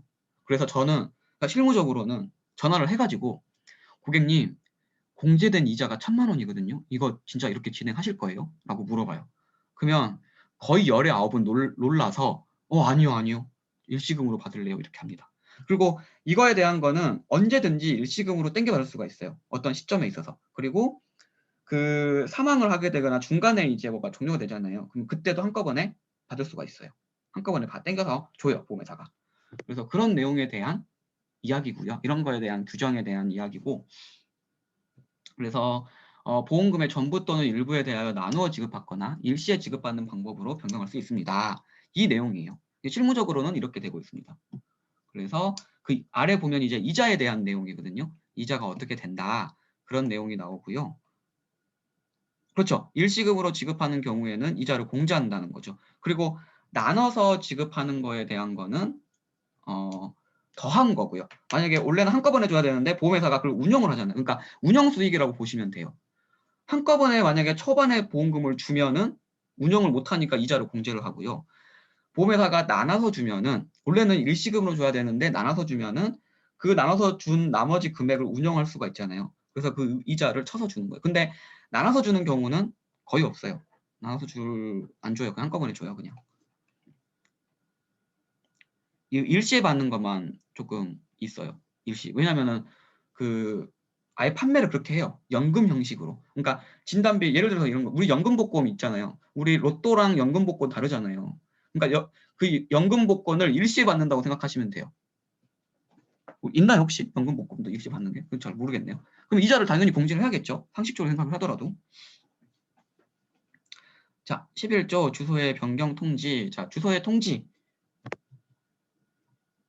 이것도 사실 어려운 내용 아니에요. 이것도 뭐 주소가 변경이 되면 알려줘야 되고 이게 이제 옛날에 나온 이제 그런 내용이라서 요즘에는 사실 뭐 다 스마트폰으로 하고 전자문서 보내고 뭐 그런 식으로 하잖아요.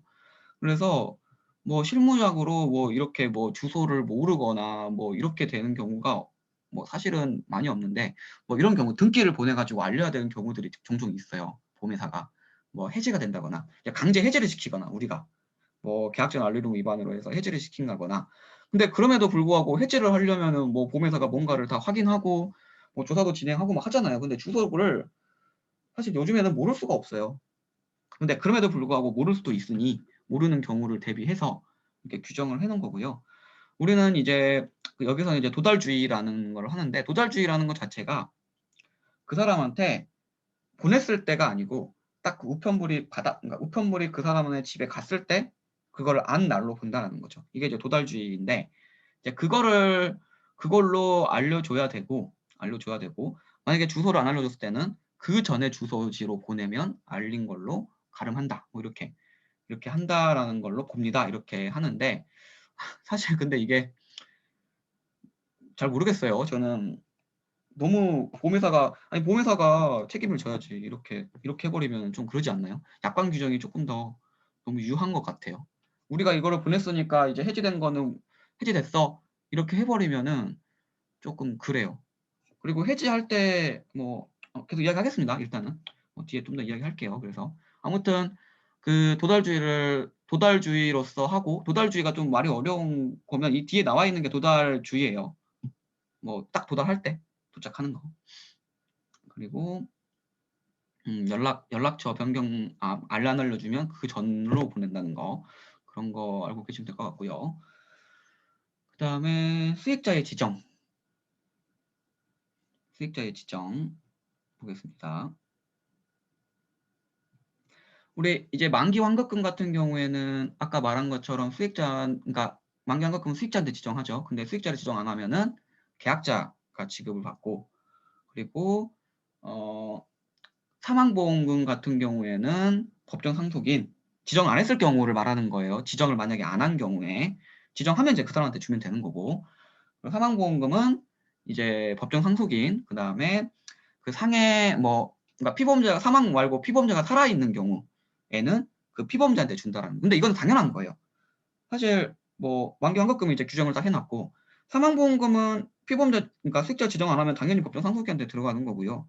그리고 장애보험금이나 뭐 진단보험금, 상해보험금 뭐 이런 것들은 수익자를 지정 안 하면 피보험자한테 받는다. 이거는 보험 사고를 당한 사람한테 받는다. 이거는 이제 당연한 이야기이기 때문에 그거에 대한 내용이에요. 근데 이거는 뭐 암기할 필요가 없이 그냥 당연히 알고 있는 거죠. 그러니까 수익자를 지정 안 했을 때는 다친 사람이 받고, 그 다음에 사망했을 때는 사망 수익자가 받는다.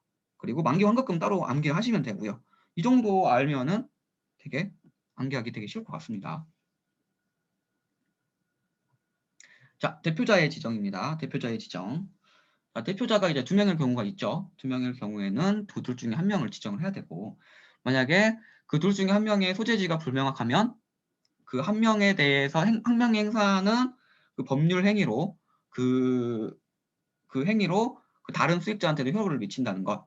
그리고 그 보험 계약자가 2명인 경우에는 책임을 연대로 한다라고 사망에 나와 있는데, 이게 뭐냐면 보험료 같은 경우에는 계약자가 되잖아요. 계약자의 의무에 보험료를 내는 게 있는데, 보험료는 한 사람이 안 내면은 다른 한 사람한테 청구해가지고 그것까지 다 받겠다, 연대 책임을 주겠다, 이런 거에 대한 내용입니다. 어렵지 않죠? 뭐 대표자 지정 같은 경우에도 뭐 간단히 정리하면 두 사람이 있을 수 있는데, 한 사람이 확인이 안 되면 그 한 사람이 행위한 거에 대해서 효력을 미치고, 그리고 계약자가 2명인 경우에는 보험료를 내야 되는데, 그 한 사람의 소재가 불명해서 안 내면은 다른 한 사람이 연대 책임을 져가지고 보험료를 내야 된다. 이런 내용입니다. 어렵지 않아요. 제가 법대를 나와서 이런 안 어려운 건가? 혹시 여러분들 좀 이런 내용들이 어렵지는 않죠? 좀 당연하게 조금 받아들이는 거죠? 조금 너무 제 기준에 이야기한 것 같아서 조금 그랬네요. 자, 여기까지 13조 끝났고요. 13조가 끝났고, 자, 26. 자, 여기서 우리 기출문제 한번 보고 가겠습니다. 기출문제. 자, 2016년도 아까 제가 그 기출 나왔다라는 것 중에 하나씩 제가 볼게요. 빈칸 넣기 나왔죠? 이거 보험금 지급 관련 세부 규정. 여기 문제를 보시면 딱 어디서 낸다라고 딱 명시를 해놨잖아요. 여러분들 보시면 한번 보시면 질병상해보험 표준약관 중 몇 조는 안 나오고 보험금 지급에 관한 세부 규정이다. 빈칸 A, B. 그러니까 여기 딱 몇 조에 나오겠다. 이 내용을 딱 적어놨잖아요. 적어놨고 이게 4조거든요. 4조에 대한 거에서 내용에 들어간 거를 적어라 라고 해서 이게 딱 빈칸 넣기가 나왔죠. 그래서 1번에 대한 답은 실종 선고에 관련된 내용인데, 법원에서 인정한 실종 기간이 끝나는 때, 저는 제 기억으로는 이때 16년도에 떨어졌는데 이게 정확하게 적지는 못하고요. 법원에서 실종 기간이 끝났을 때 이렇게 적은 것 같아요. 그리고 이 2번 같은 경우에도 가족관계등록부에 이게 정답이 이거고요. 저는 가족관계등록부에 기재된 날짜 이렇게 적었던 것 같아요. 그래서 근데 그렇게 적어도 사실 아까 계속 말하지만 정확하게 어떻게 못 적어요. 이 토시는 안 틀리고. 그래서 본인들이 이제 핵심 키워드 위주로 여기서 핵심 키워드는 법원이죠. 그 다음에 가족관계 등록부가 핵심 키워드죠.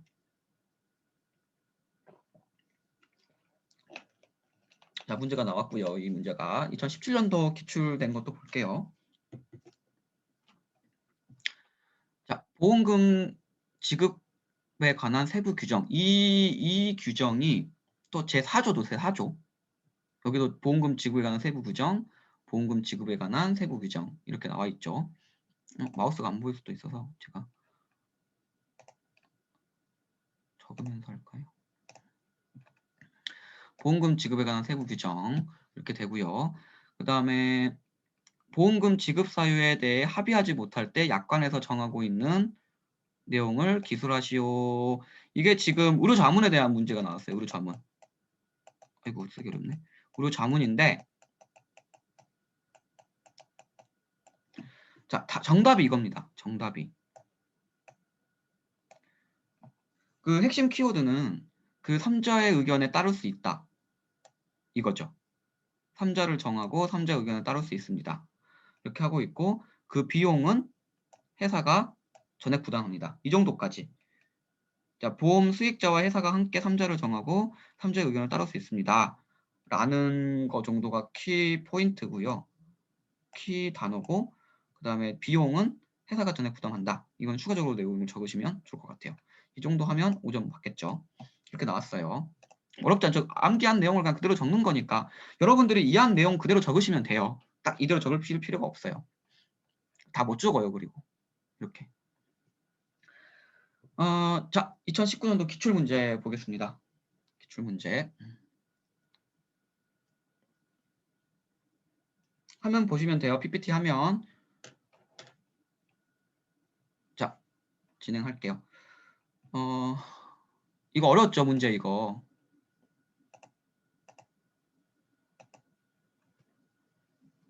어떻게 제가 문제를 보고 하는지 푸는지 제가 이야기를 좀 드릴게요. 이 기출문제 같은 경우에는 이렇게 사례 문제가 나오면 되게 꼼꼼하게 제가 봐야 된다라고 말씀을 좀 드렸었어요, 어저께. 그래서 좀 꼼꼼하게 보셔야 되고, 자, 보겠습니다. 자, 계약 사항부터 보는 거예요. 계약 사항 봐서 보험회사가 두 개가 나눠져 있구나. 하나는 보는 거예요. 두 개 나눠져 있구나. 그리고 계약자와 피보험자가 누군지도 정확하게 보셔야 돼요. 그리고 또 중요하게 보는 게 보험 계약 기간, 언제 가입을 했냐. 언제부터 가입을 했냐. 왜냐면은 이 시점에 대한 문제가 많이 나올 수가 있기 때문에 왜 시점에 대한 거는 이 사람은 이미 2016년도부터 지금 진단받고 매일 해왔잖아요. 그래서 이 계약 시점이 언제인지 또 정확하게 보고 그리고 특약이 어떤 특약이 가입이 되어 있는지 또 파악이 돼야 됩니다. 자세히 보셔야 돼요. 그리고 유효한 정상 유지 계약이며 질병 사망 담보는 선보험의 특별 약관이다. 이렇게 되어 있어요. 이렇게 되어 있어요. 그래서 그렇게 되면은 이 사람은 이미 이때부터 했기 때문에 계약 전 알리루무 위반. 우리 계속 우리 첫 번째, 두 번째 시간 때 한 게 계약 전 알리루무 위반, 계약 후 알리루무 위반 이거 관련돼서 이야기를 좀 많이 했었죠. 이분은 이미 계약 전 알리루무 위반이에요. 왜냐면은 매월이니까 이 직전에도 매월 가가지고 받았을 거 아니에요. 그럼 3개월 이내에 치료에 들어가겠죠. 여러분 혹시 기억나나요? 기억나시죠? 이렇게. 근데 우리 어렵지 않아요. 충분하게 그냥 계약전 알리루무 위반에 대해서 했으면 여러분들이 아직 이렇게 적응이 안 돼서 어려움을 느낄 수 있는데 그 어려움을 느끼는 거에 대해서 잠깐만요. 잠깐만요.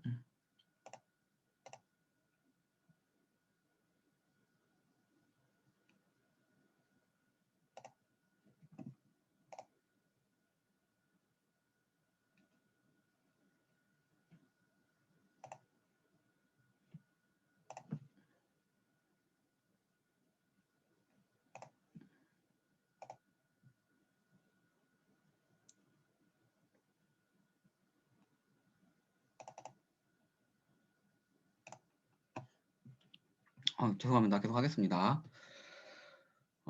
그래서 보시면 이렇게 하나하나 보면서 문제를 파악하고 들어가셔야 돼요. 그래서 지금 이 사람은 정상 유지 계약이라고 나왔고요. 정상 유지 계약이고, 그리고 사망 사고가 이때니까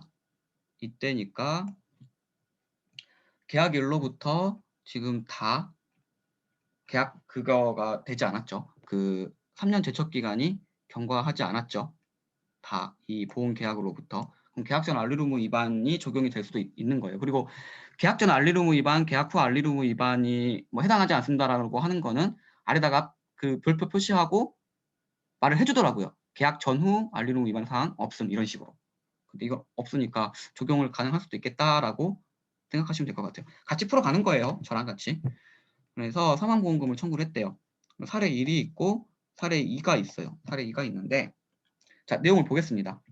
이 사람은 3년 전부터 사무직으로 종사하고 있음. 뭐 이거에 대한 이거를 뭐 하는 거는 뭐 계약 후 알리 의무 위반 사항에 해당하면 이게 의미가 있는데 여기서는 의미가 없죠. 그리고 병력 사항으로는 우울증을 진단받아 오고 있고 사망 시까지 매월 1회 통원 투약을 지속적으로 받아오고 있음. 보험 가입 시에 각 보험사에 치료 사실 알린 바 없음. 계약 전 알리 의무 위반 사항에 해당할 수가 있겠죠. 자, 1번 사례. 1번 사례에 대해서 보면은 우울증을 치료받는 선 씨를 비관하여 배우자에게 먼저 가서 미안하다라는 유서를 남기고 아파트에서 15층 옥상에서 뛰어서 사망함 이렇게 되어 있습니다. 자, 여기서 우리가 이제 봐야 될 거는 유서거든요. 근데 실무자가 아닌 이상은 이 유서에 대해서 얼마나 중요하게 느끼는지를 모르실 수도 있어요. 모르실 수도 있는데 우리가 자살사고에서 유서의 유무는요. 내가 죽는다 안 죽는다를 의식적으로 한다 안 한다를 가르는 너무나 중요한 지표 중에 하나예요. 근데 그거를 모르시고 만약에 접근을 하시면 너무 이게 어렵죠. 왜냐면은 이 유서라는 게 어떤 의미가 있는지가 모르니까. 그래서 이렇게 유서를 남기는 거는 거의 자살이라고 보험회사도 판단을 내립니다. 판단을 내리고 그리고 그래서 유서 유무가 너무나 중요해요. 근데 이 유서가 있냐 없냐는 경찰서에서 보통 확인을 해주는데 뭐 그런 거로 이제 당연히 경찰 수사에서 이제 확인을 했죠. 그래서 이거 같은 경우에는 그냥 고의 사고가 되는 거예요. 고의 사고가 돼가지고 그 딱 보면 아 이거 고의 사고네. 그러면은 보험금을 다 안 줘야겠네라고 생각을 하는 거죠. 그래서 이거와 여기 다 둘 다 안 줍니다. 둘 다 안 주고 제가 답지는 적어왔는데 그냥 제가 답안지 안 보고 적었어요. 그 다른 거 안 보고 그냥 어떻게 쓰면 좋을까라고 생각해서 제가 그냥 적은 건데 틀릴 수도 있어요. 제가 그래서 다른 모범 답합이랑 그래서 그 내용 하면은 이런 이제 그 목차 정하는 거 사실 어렵지 않거든요. 어렵지 않고 그냥 보통 그렇게 하면 돼요. 그러니까 그런 이제 사례 문제가 나오면 어떤 약관이 적용이 되고 그리고 그거에 대한 판단 근거가 뭐고 그래서 결론이 금액이 이렇게 나온다. 이 순서에 맞춰서 하시면 돼요. 어렵지 않죠. 그러니까 문제 쓰는 거에 대한 사례 문제 쓰는 게 그냥 어떤 약관이 적용이 되고 어떻게 그 약관 적용해서 판단이 어떻게 되고 그 다음에 보험금이 그 결과로서 어떻게 됩니다. 이런 순서로 적으시면 어렵지 않아요. 어떤 문제든 어떤 사례 문제든 그냥 이 순서대로 적으시면 돼요. 그래서 저도 그냥 똑같이 적었어요. 적은 약관은 그냥 고의사고인 경우에는 보험금을 지급하지 않는다는 약관을 적용을 하고요. 여기 그냥 고의사고가 가장 핵심 키워드죠. 판단 근거는 유서가 있다. 그 다음에 15층 옥상에서 고의로 뛰어내렸다. 유서가 있기 때문에 이거가 고의로 판단할 수 있다. 그래서 자살을 의도로 했기 때문에 고의사고에 해당한다. 이 정도. 이 내용을 길게 적을 필요도 없이 저는 항상 모든 많이 적는다고 해서 물론 이제 많이 적으면 뭐 하나가 걸려가지고 뭐 할 수는 있지만 그거 적는이라고 다른 거 못 적을 수도 있잖아요. 그래서 저는 이제 핵심 키워드 정도로 적으면 되고 이 정도로 적으면은 크게 뭐 이 문제 하는 거에 대해서 크게 지장이 없다고 생각합니다. 그리고 그 보험 계약 이제 결과죠. 이게 어떻게 될 거냐. 이거에 대해서 어떻게 적용이 될 거냐라는 건데 A보험사가 아니고 저도 또 실수했죠. A보험사가 아니고 A, B라고 적어야 되는데 B가 빠졌네요. 그래서 보험 계약은 이제 고의사고로 인한 중대사고 해서 해지가 되죠. 왜냐하면 고의사고는 해지가 되니까요. 그래서 해지 환급금이 지급이 되고 보험금은 1억 부지급. 1억 원래 1억이 아니고 3억이 부지급이어야 되죠. 이거 틀렸죠? 저도 틀려요. 와우 진짜 3억이 부지급이 되어야겠죠. 자, 여기 A보험사, B보험사 둘 다 부지급이 돼야 됩니다. 고의사고로 인해서. 그 다음에 사례 적용 2를 볼게요. 2는 자 우리가 단서 조항이 있죠. 뭐 그 고의사고인 경우에도 단 자유로운 의사결정을 할 수 있는 경우에 보험금을 지급한다. 이 단어가 어려울 수 있는데 이 단어는 무조건 알아야겠죠. 자유로운 의사결정. 이 단어가 들어가면 가장 베스트죠. 이 관계에서 고의사고는 안 주는데 자유로운 의사결정을 할 수 없는 상태에서는 보험금이 지급됩니다. 그래서 판단 근거는 고도의 심신 상태에서 뛰어내렸다. 고도의 여기 있죠. 고도의 심신 상태. 그래서 의사결정을 할 수 없는 상태였다. 그래서 이건 또 B로 또 적었네요. 이렇게 실수하면 안 돼요, 여러분들. 문제 잘 보셔야 돼요. A, B가 나뉘는데 저도 하면서 실수하는데 여러분들도 워낙 실수를 하시겠죠. 실수를 줄이는 연습을 같이 하셔야 됩니다. 그래서 A보험사는 이제 상해 사망 1억, 2억 각각 지급을 3억을 지급을 해야겠죠. 이렇게 문제를 풀면 되는 거고 다시 한번 말하지만 사례 문제 뭐 나중에 가면 이제 제가 사례 이제 연습하는 거 많이 할 건데 그냥 적용되는 약관 이거에 대한 판단 근거 그 다음에 결론이 어떻게 되냐 이거에 대해서 딱 적으시면 사실 더 이상 뭐 더 추가적으로 적을 필요가 없어요. 왜냐면 핵심이 그거니까요. 핵심 그 내용이. 그래서 이렇게 지급을 하면 되고요. 우리 뭐 특약별로 우리가 해당하니까 만약에 지급하게 되면 나머지는 이거는 이제 사망으로 인해서 이건 유죄가 할 수가 없잖아요. 이 질병 사망 같은 경우에는 그러니까 책임중비금이 나가게 되겠죠. 아무래도 그리고 이 고의사고니까 이거는 해지가 되니까 전체 해지니까 해지 환급금이 나갈 거고요. 이렇게 될 것 같습니다. 이렇게 되고요. 그리고 좀 실무적으로 이야기를 좀 해드리면요. 제가 자살사고를 여러 번 많이 했는데 보통 뛰어내린 거 있잖아요. 그러니까 자살하는 경우가 여러 가지 사건이 있는데 목매다는 거, 그 다음에 뛰어내린 거, 그 다음에 연탄불을 피우는 거, 뭐 대표적으로 보면 이 세 가지가 많아요. 이 세 가지가 많은데 보통 목매다는 거는 유서가 없더라도 자살로서 실무적으로 인정을 해요. 왜냐면은 목을 매기 위해서 준비 과정이 너무 많이 들어가잖아요. 딱 뛰어내려 버리는 거는 순간 판단에 뛰어내릴 수가 있는데 목을 매단다는 거는 뭐를 묶고 그러니까 그거를 사오고 찾고 묶고 올라가서 목을 맸다. 이거는 고의성을 조각시키기에 그러니까 자유로운 의사 결정이 아니라고 하는 거에 너무 힘들어요. 그래서 독립선사분들도 이게 목매다는 거는 사실 많이 안 들고 오시더라고요. 뛰어내리신 걸 많이 이제 실족사다 해가지고 많이 뛰어내리신 거를 많이 가지고 오시는데 뛰어내렸을 경우에도 이제 유서가 있는 경우에는 웬만하면 인정하기가 좀 힘들고 제가 유서가 있음에도 불구하고 제가 인정한 건이 하나 있었어요. 어떤 거였냐면은 이제 술 많이 먹었을 경우에 술 많이 먹고 이 사람이 진짜 술 많이 먹어서 자기가 문자를 보내는지 유서를 쓰는지도 모르는 상태. 진짜 우리 상태는 딱 두 가지밖에 없거든요. 정신병이랑 술 먹는 거. 근데 술을 진짜 뭐 거의 치사량까지 먹잖아요. 그럼 사람이 자기가 그러니까 필름이 끊긴다고 하죠. 그래서 필름이 끊기고 제가 했던 게 택시를 타고 가서 어디 가가지고 한강다리 가가지고 뛰어내렸어요. 뛰어내렸는데 이분이 이제 뛰어내릴 때 그 문자를 보냅니다. 어머니한테 문자를 보내가지고 엄청 오타가 엄청 심하면서 엄마 미안해 이렇게 해가지고 뛰어냈는데 저는 처음에 면책을 시켰는데 나중에 보니까 이 사람이 그 녹취본을 다시 들었었는데 막 난리도 아니더라고요. 뭐 자기가 뭐 마약 사범을 잡았다느니 뭐 어쨌다느니 진짜 말도 안 되는 이야기를 하는 거예요. 그 경찰서에 전화를 해가지고 그 심신상태 상태에서 그래서 그거 듣고 제가 다시 지급을 했습니다. 실무적으로 다시 이게 답이 없어요. 사실 여러분들 저희는 뭐 근데 이게 어느 정도 그래서 두 가지 사례를 놓은 것 같아요. 한글로 놓은 것 같은데 뭐 실무 같은 거는 뭐 답은 없지만 세세하게 들어가면. 근데 이렇게 보는 거는 딱 명확하게 답이 있죠. 딱 정해놨죠. 실무적으로 유서가 있으면 하는 거. 근데 이렇게 문제가 나오면 되게 어려울 것 같아요. 어려울 것 같은데 일단은 그렇습니다. 자, 넘어가고 문제 푸는 거는 나중에 문제 더 제가 많이 만들어서 가지고 올 거거든요. 이런 실무 문제가 됐던 여러 가지를 그때 한번 저랑 같이 한번 해봅시다.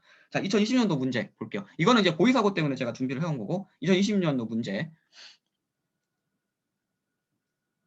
자, 이것도 마찬가지예요. 이것도 마찬가지고 같이 볼 때 문제를 자세하게 봐야 돼요. 문제를.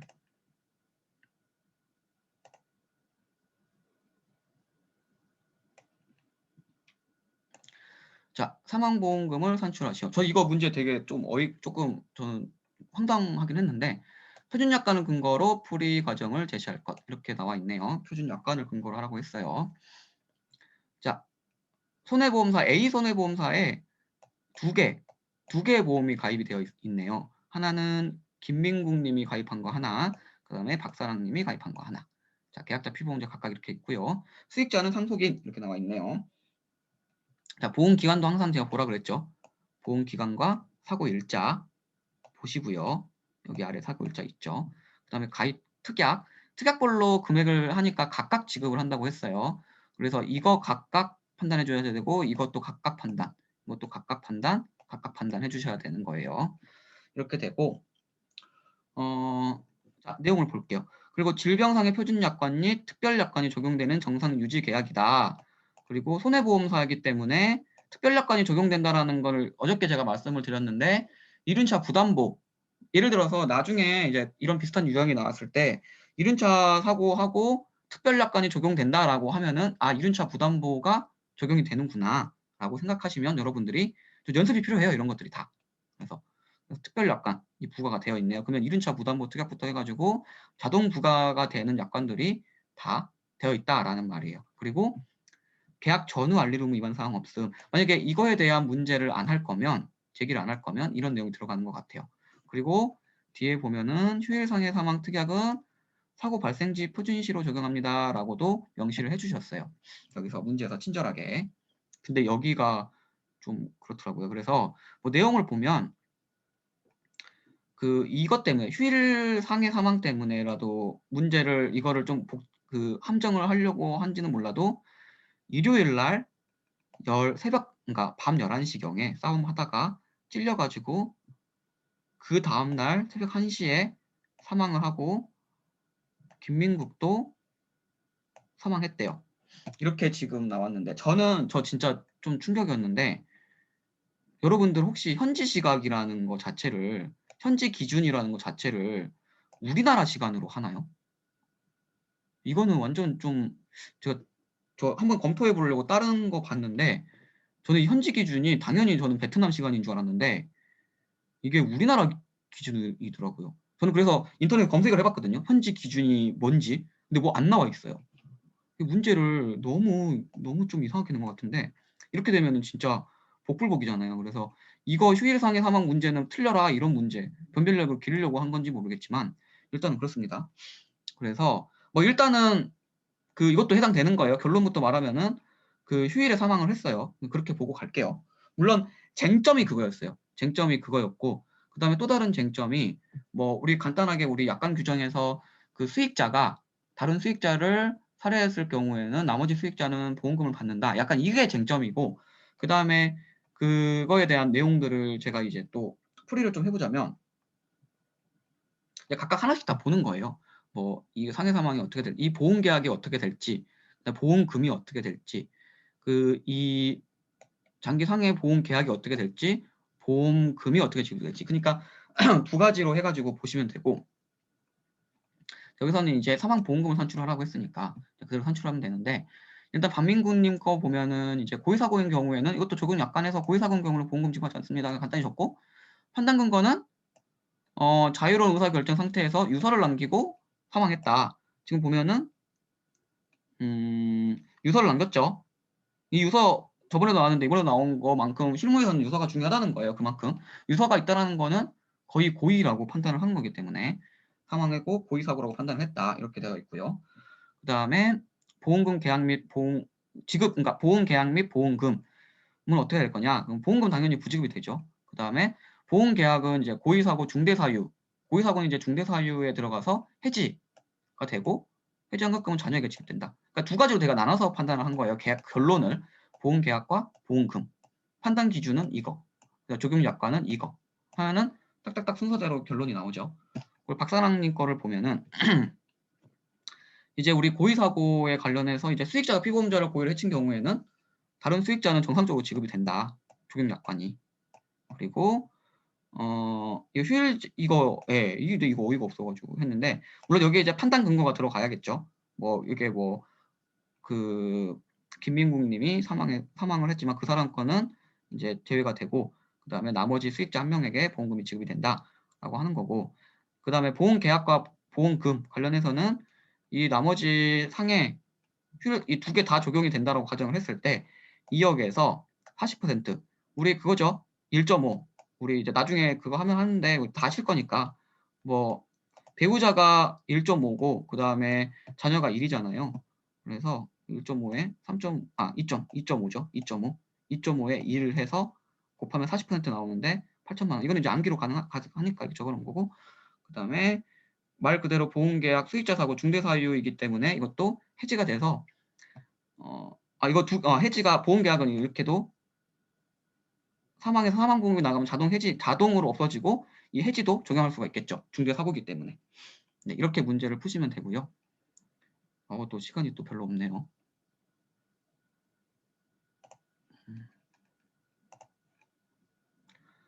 자, 이렇게 문제를 풀어보고 자, 나머지 기출문제 같은 경우에는 이거 볼게요. 이거 한번 보면은 지급 기일이 초과되는 게 조사 관련된 내용이었어요. 근데 이 내용을 봤을 때 2020년도 기출 내용 문제를 봤을 때 그게 없어요. 딱 그 단서 조항 안 들어 어디서 냅니다라는 게 없어요. 그래서 이건 좀 어렵게 된 문제예요. 엄청. 그래서 어디서 힌트를 좀 받아야 되냐면 30영업일 서류 접수한 날로부터 30영업을 경과하여 여기서 조사구나라고 판단해야 되는데 이렇게까지 넘어오기가 되게 힘들었을 것 같아요. 제 생각에는. 그래서 난이도가 되게 높은 문제였고 다행히 근데 2020년도에 기출이 됐는데 이거 이제 안 나오겠죠. 안 나오겠죠.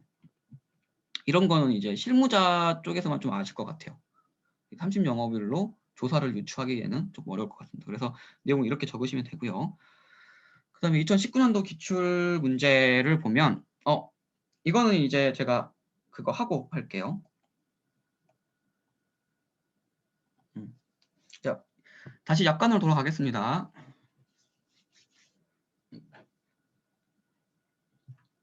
27조 볼게요. 27조.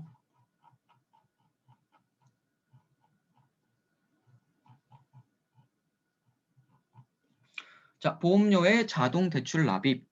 자, 시간이 조금 없으니까 제가 좀 쉽게 설명하고 가겠습니다. 자, 보험 계약자가 이제 보험료를 납입하는 못하는 경우가 있어요. 27조, 27조예요. 27조. 27조는 자, 보험 계약자가 보험료를 납입하지 못하는 경우가 있는데 이럴 경우에는 우리가 이제 최고, 그 다음에 해지 이렇게 하는 과정 말고 그 과정 사이에 돈이 없어가지고 피보험자가 돈을 못 낼 수도 있잖아요. 근데 우리 보험에서는 약관 대출이라는 그런 제도가 있어요. 그런 게 있는데 그거를 이용해서 약관 대출을 받아가지고 보험료를 대신 납부하는 거예요. 근데 우리 약관 대출할 때 규정이 있죠. 해지 환급금 한도 내에서만 빌릴 수 있죠. 그래서 그 내용, 이것도 마찬가지로 해지 환급금 내에서만 빌려가지고 낼 수가 있습니다. 그래서 이렇게 할 수가 있고요. 그래서 이거 내용이 이제 그런 내용이에요. 그런 내용을 적어놓은 거예요. 계약자가 이제 보험료를 내야 되기 때문에 계약자가 하는 거고요. 자동 대출 납입을 신청할 수 있어요. 이렇게 대출을 받아가지고 보험료를 납입할 수가 있고, 그 다음에 계약자가 서면 이해에 전화 또는 그러니까 다른 방법으로도 이거를 신청할 수 있다. 뭐 그런 내용이고요. 그리고 2항 같은 경우에는 대출 이제 회전급금을 초과하면 그 이자랑 이제 모든 금액들이 다 초과하게 되면 이거를 더 이상 할 수가 없다. 그런 내용을 적어 놓은 거고요. 그 다음에 4번 같은 경우에는 3항이랑 4항 같은 경우에는 뭐 관련 규정 사항들을 적어 놓은 거예요. 그래서 여러분들이 이 내용 크게 그냥 대출을 받아서 보험료를 낼 수 있구나 라고 알고 계시면 됩니다. 그리고 질문이 있어서 하는 건데 나머지 조는 첫 번째 시간, 두 번째 시간에 다 했어요. 그래서 안 한 거를 하는 거예요. 첫 번째, 두 번째 시간 참고해서 봐주시면 돼요. 28쪽 가겠습니다. 이거는 이제 시험 문제가 나왔어요. 그 납입 최고랑 계약 해지가 나왔는데 그건 나왔기 때문에 간단하게 제가 보고 가겠습니다. 자, 납입 최고 이해 보험료부터 보험료를 그러니까 이해 보험료를 안 내면 납입 최고라는 과정을 거쳐야 되고 그 다음에 그 사이에도 보험료가 안 들어오면 해지할 수 있다. 이런 내용이거든요. 근데 약관에서는 이거를 이제 약관에서는 최고 예지부 해지, 최고 예지부 해지 맞나? 제가 단어가 갑자기 생각 안 나네요. 해지 예고부 최고를 할 수가 있도록 약관에서는 규정을 하고 있는데요. 상법에서는 이렇게 규정하고 있어요. 그 최고와 해지를 구분해서 좀 하고 있어요. 그래서 여기서 좀 차이가 좀 있긴 한데요. 그 여기서는 이제 뭐 이런 규정 같은 경우에 한번 나왔기 때문에 그냥 뭐 14일 최고에서 해주할 수 있다. 이 정도만 여러분들이 알고 있으면 될 것 같고요. 알고 있으면 될 것 같고 실무적으로 조금 이야기를 좀 해볼게요. 이게 실무적으로는 이거를 그러니까 보험료를 안 내는 상태를 뭐 우리 용어식으로 해서는 실효 상태라고 하거든요. 실효 상태라는 단어를 쓰는데 그 우리가 보험료를 안 냈다라고 해서 그 다 보험을 해지를 시켜버리면 사실 남아 있을 보험이 많이 없어요. 왜냐면은 의외로 보험 유지가 되는 경우가 1년 단위, 2년 단위, 3년 단위를 쪼개봤을 때 보험을 가입하고 3년 이상 유지하는 경우가 40% 정도밖에 안 돼요. 그런데 만약에 이거를 다 해지를 시켜버리면 보험회사 입장에서 열심히 영업을 했는데 조금 그렇잖아요. 그래서 그렇기도 하고 그리고 그 해지 환급금을 돌려줘야 되는데 해지 환급금을 돌려주면은 돈이 나가는 거잖아요. 그러면 이거를 또 운용을 못 하잖아요. 보험회사가 그 돈이 나갔기 때문에 이런 것도 여러 가지로 맞물려 가지고 이거는 해지하는 거는 좀 이론적으로 있고요. 이론적으로 있고 근데 최고는 해요. 그러니까 보험료를 내주세요라고 하는 거는 해요. 그렇다고 해서 해지는 하겠습니다라는 거는 안 해요. 그런 거는 안 하고 실무적으로 말씀드리는 거예요. 실무적으로는 그렇게 되고 그리고 이제 실효 상태로 나와 있죠. 그리고 실효 상태는 우리가 보험 계약 그 보험금 지급 사유가 발생하더라도 우리가 보상을 하지가 않아요. 보상을 하지가 않고 그래서 실효 기간에 중간에 청구한 거는 뭐 저희가 이제 보상하지 않는다 실무적으로 그렇게 알고 계시면 되고 근데 문제는 이제 살리면 좀 문제가 되죠. 살리면 문제가 이제 29조가 이제 살리는 내용인데 살렸을 때는 납입 안 했던 것까지 다 한꺼번에 이자까지 해서 돈을 다 받거든요. 근데 문제는 그 살리더라도 중간에 있는 그거는 또 보상을 안 해줘. 그리고 이 중간에 있는 거를 똑같이 우리가 계약전 알리르무 뭐 위반도 적용을 하고 무효조항도 적용을 하고 취소조항도 적용해서 해가지고 그 다 적용해서 다시 인수를 하거든요. 그래서 좀 이렇게 좀 강력하게 좀 규정 실효에 관련된 내용 규정을 하고 있는데 이거는 이제 2020년도에 문제가 나왔기 때문에 그냥 제가 설명하는 걸로 좀 가름을 하고요. 가름을 하고 실무적으로는 이렇게 되고 있다라고 생각하시면 될 것 같고 좀 만약에 문제가 나오게 된다면 제 30조 보시면 특별부활 관련된 내용이 있어요. 근데 이거는 여러분들 기본서 보면 정말 예쁘게 다 제가 책을 몇 권 훑어봤는데 다 이쁘게 정리가 되어 있더라고요. 그거를 참고해 주시면 될 것 같아요. 저는 나올 확률이 있다고 한다면 특별부활이 나올 것 같거든요. 특별부활에 대해서 설명해라. 뭐 이런 식으로 문제가 나올 것 같아요.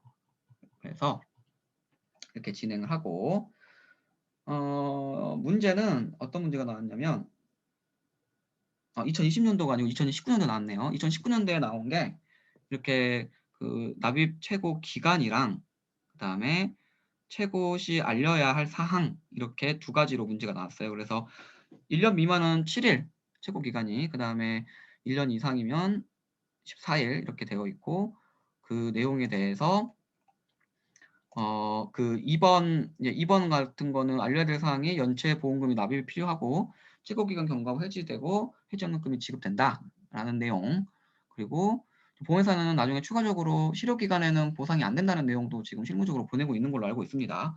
그리고 제가 진짜 이것 때문에 아우 막 그 중간에 보험금 안 내는 거가 이제 같이 접수가 되거든요. 그러면은 이거를 원래 저희 회사에서 전화해서 이거를 실효가 됐다는 걸 다 안내를 하래요. 문자 안내 자동으로 나가게 하래요. 그래서 업무량이 너무 많아졌어요. 이것 때문에. 이거를 다 안내하라고 해가지고 지금 치료 기간인 거를. 왜냐면은 보험회사 입장에서는 이거를 치료되고 있는 거를 모를 수도 있으니까 빨리 보험료를 내가지고 보험을 유지해라. 보험료를 받아야지만 우리가 이제 그 이득이 나니까 이거를 좀 저한테 시킵니다. 저는 이게 일이 너무 많아요. 그리고 2번 보면은 준용조항이 계약전 완료 의무 위반 효과. 그러니까 실효기간 중에 그러니까 그 해지한급 그러니까 실효기간이라고 제가 그냥 할게요. 실효기간 중에 그 계약전 완료 의무 위반 사항이라든지 뭐 사기 계약이라든지 보험 계약의 성립. 우리 성립이라는 거는 청약을 하고 뭐 승낙을 하고 뭐 이런 과정을 말하는 거예요. 그리고 그 일회 보험료를 납부할 때부터 다시 보장 개시되는 거. 이런 것들에 대한 규정이 다 적용이 된다. 그러니까 아예 실효기간을 보험 다시 새로 청약한다고 생각하는 걸로 해서 이해하시면 편해요. 근데 이거는 이제 문제가 나왔으니까 다시 나오진 않겠죠. 자, 제가 원래 시간이 좀 남으면 오늘 원래 예정한 거는 이제 이렇게 하고 1강 내용 정리, 2강 내용 정리, 오늘 했던 거, 기출 확률 가장 높은 거 이렇게 정리를 해서 이야기를 쭉 해드리려고 했는데 오늘도 제가 시간을 좀 못 맞춘 것 같아요. 이야기를 좀 하다 보니까. 그래서 이게 제가 그때 이거 내용들은 다 제가 공유를 해드렸거든요. 공유를 해드려가지고 여러분들이 알아서 좀 정리를 좀 해주세요. 시간이 좀 없어서 여러분들이 정리를 좀 해주시고 그냥 기출 확률을 높은 거 제가 3가지만 좀 찍어봤거든요. 3가지만 찍어봤는데 자 1륜차 부담보 특약 우리 계약 후 알림 의무 위반 사항에 있어서 그 내용과 그 1륜차 부담보 특약이 나올 확률이 되게 높을 것 같아요. 그래서 이 부분 좀 정확하게 계약 후 알릴 의무랑 1륜차 부담보 특약이랑 좀 구분해서 아셔야 될 것 같고요. 그 결론을 말하면은 그 약관에서는 그냥 삭강 지급한다라고만 되어 있고 1륜차를 탔을 때 그 알릴 의무 위반 사항으로 인해서 1륜차를 타가지고 보험사고가 그걸로 인해서 발생했을 때 비율에 의해서 삭감 지급한다고만 되어 있는데 1륜차 부담보 특약을 부과함으로써 아예 부지급 할 수 있는 근거를 마련하고 있죠. 이런 거 내용 아시면 좋을 것 같고요. 그 다음에 32조 중대사유 해지. 중대사유가 이제 고유사유라든지 보험금 청약 서류의 위반 조항 경우에는 안달로부터 1개월 이내 해지할 수 있다. 이런 거, 이 내용. 그 다음에 제20조 약관교부 및 설명 의무. 취소사유 3개 있죠. 약관교부, 설명 의무, 적별 설명했을 때 취소할 수 있다.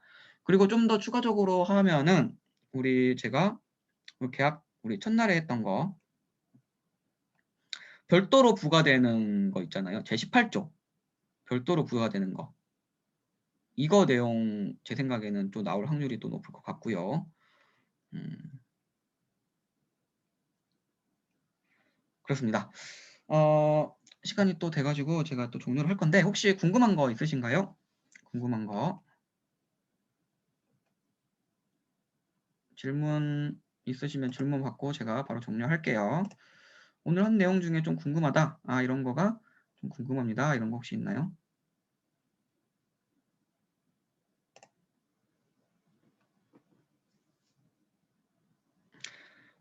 궁금한 거가 없는 거는 제가 잘해서 그런 거겠죠?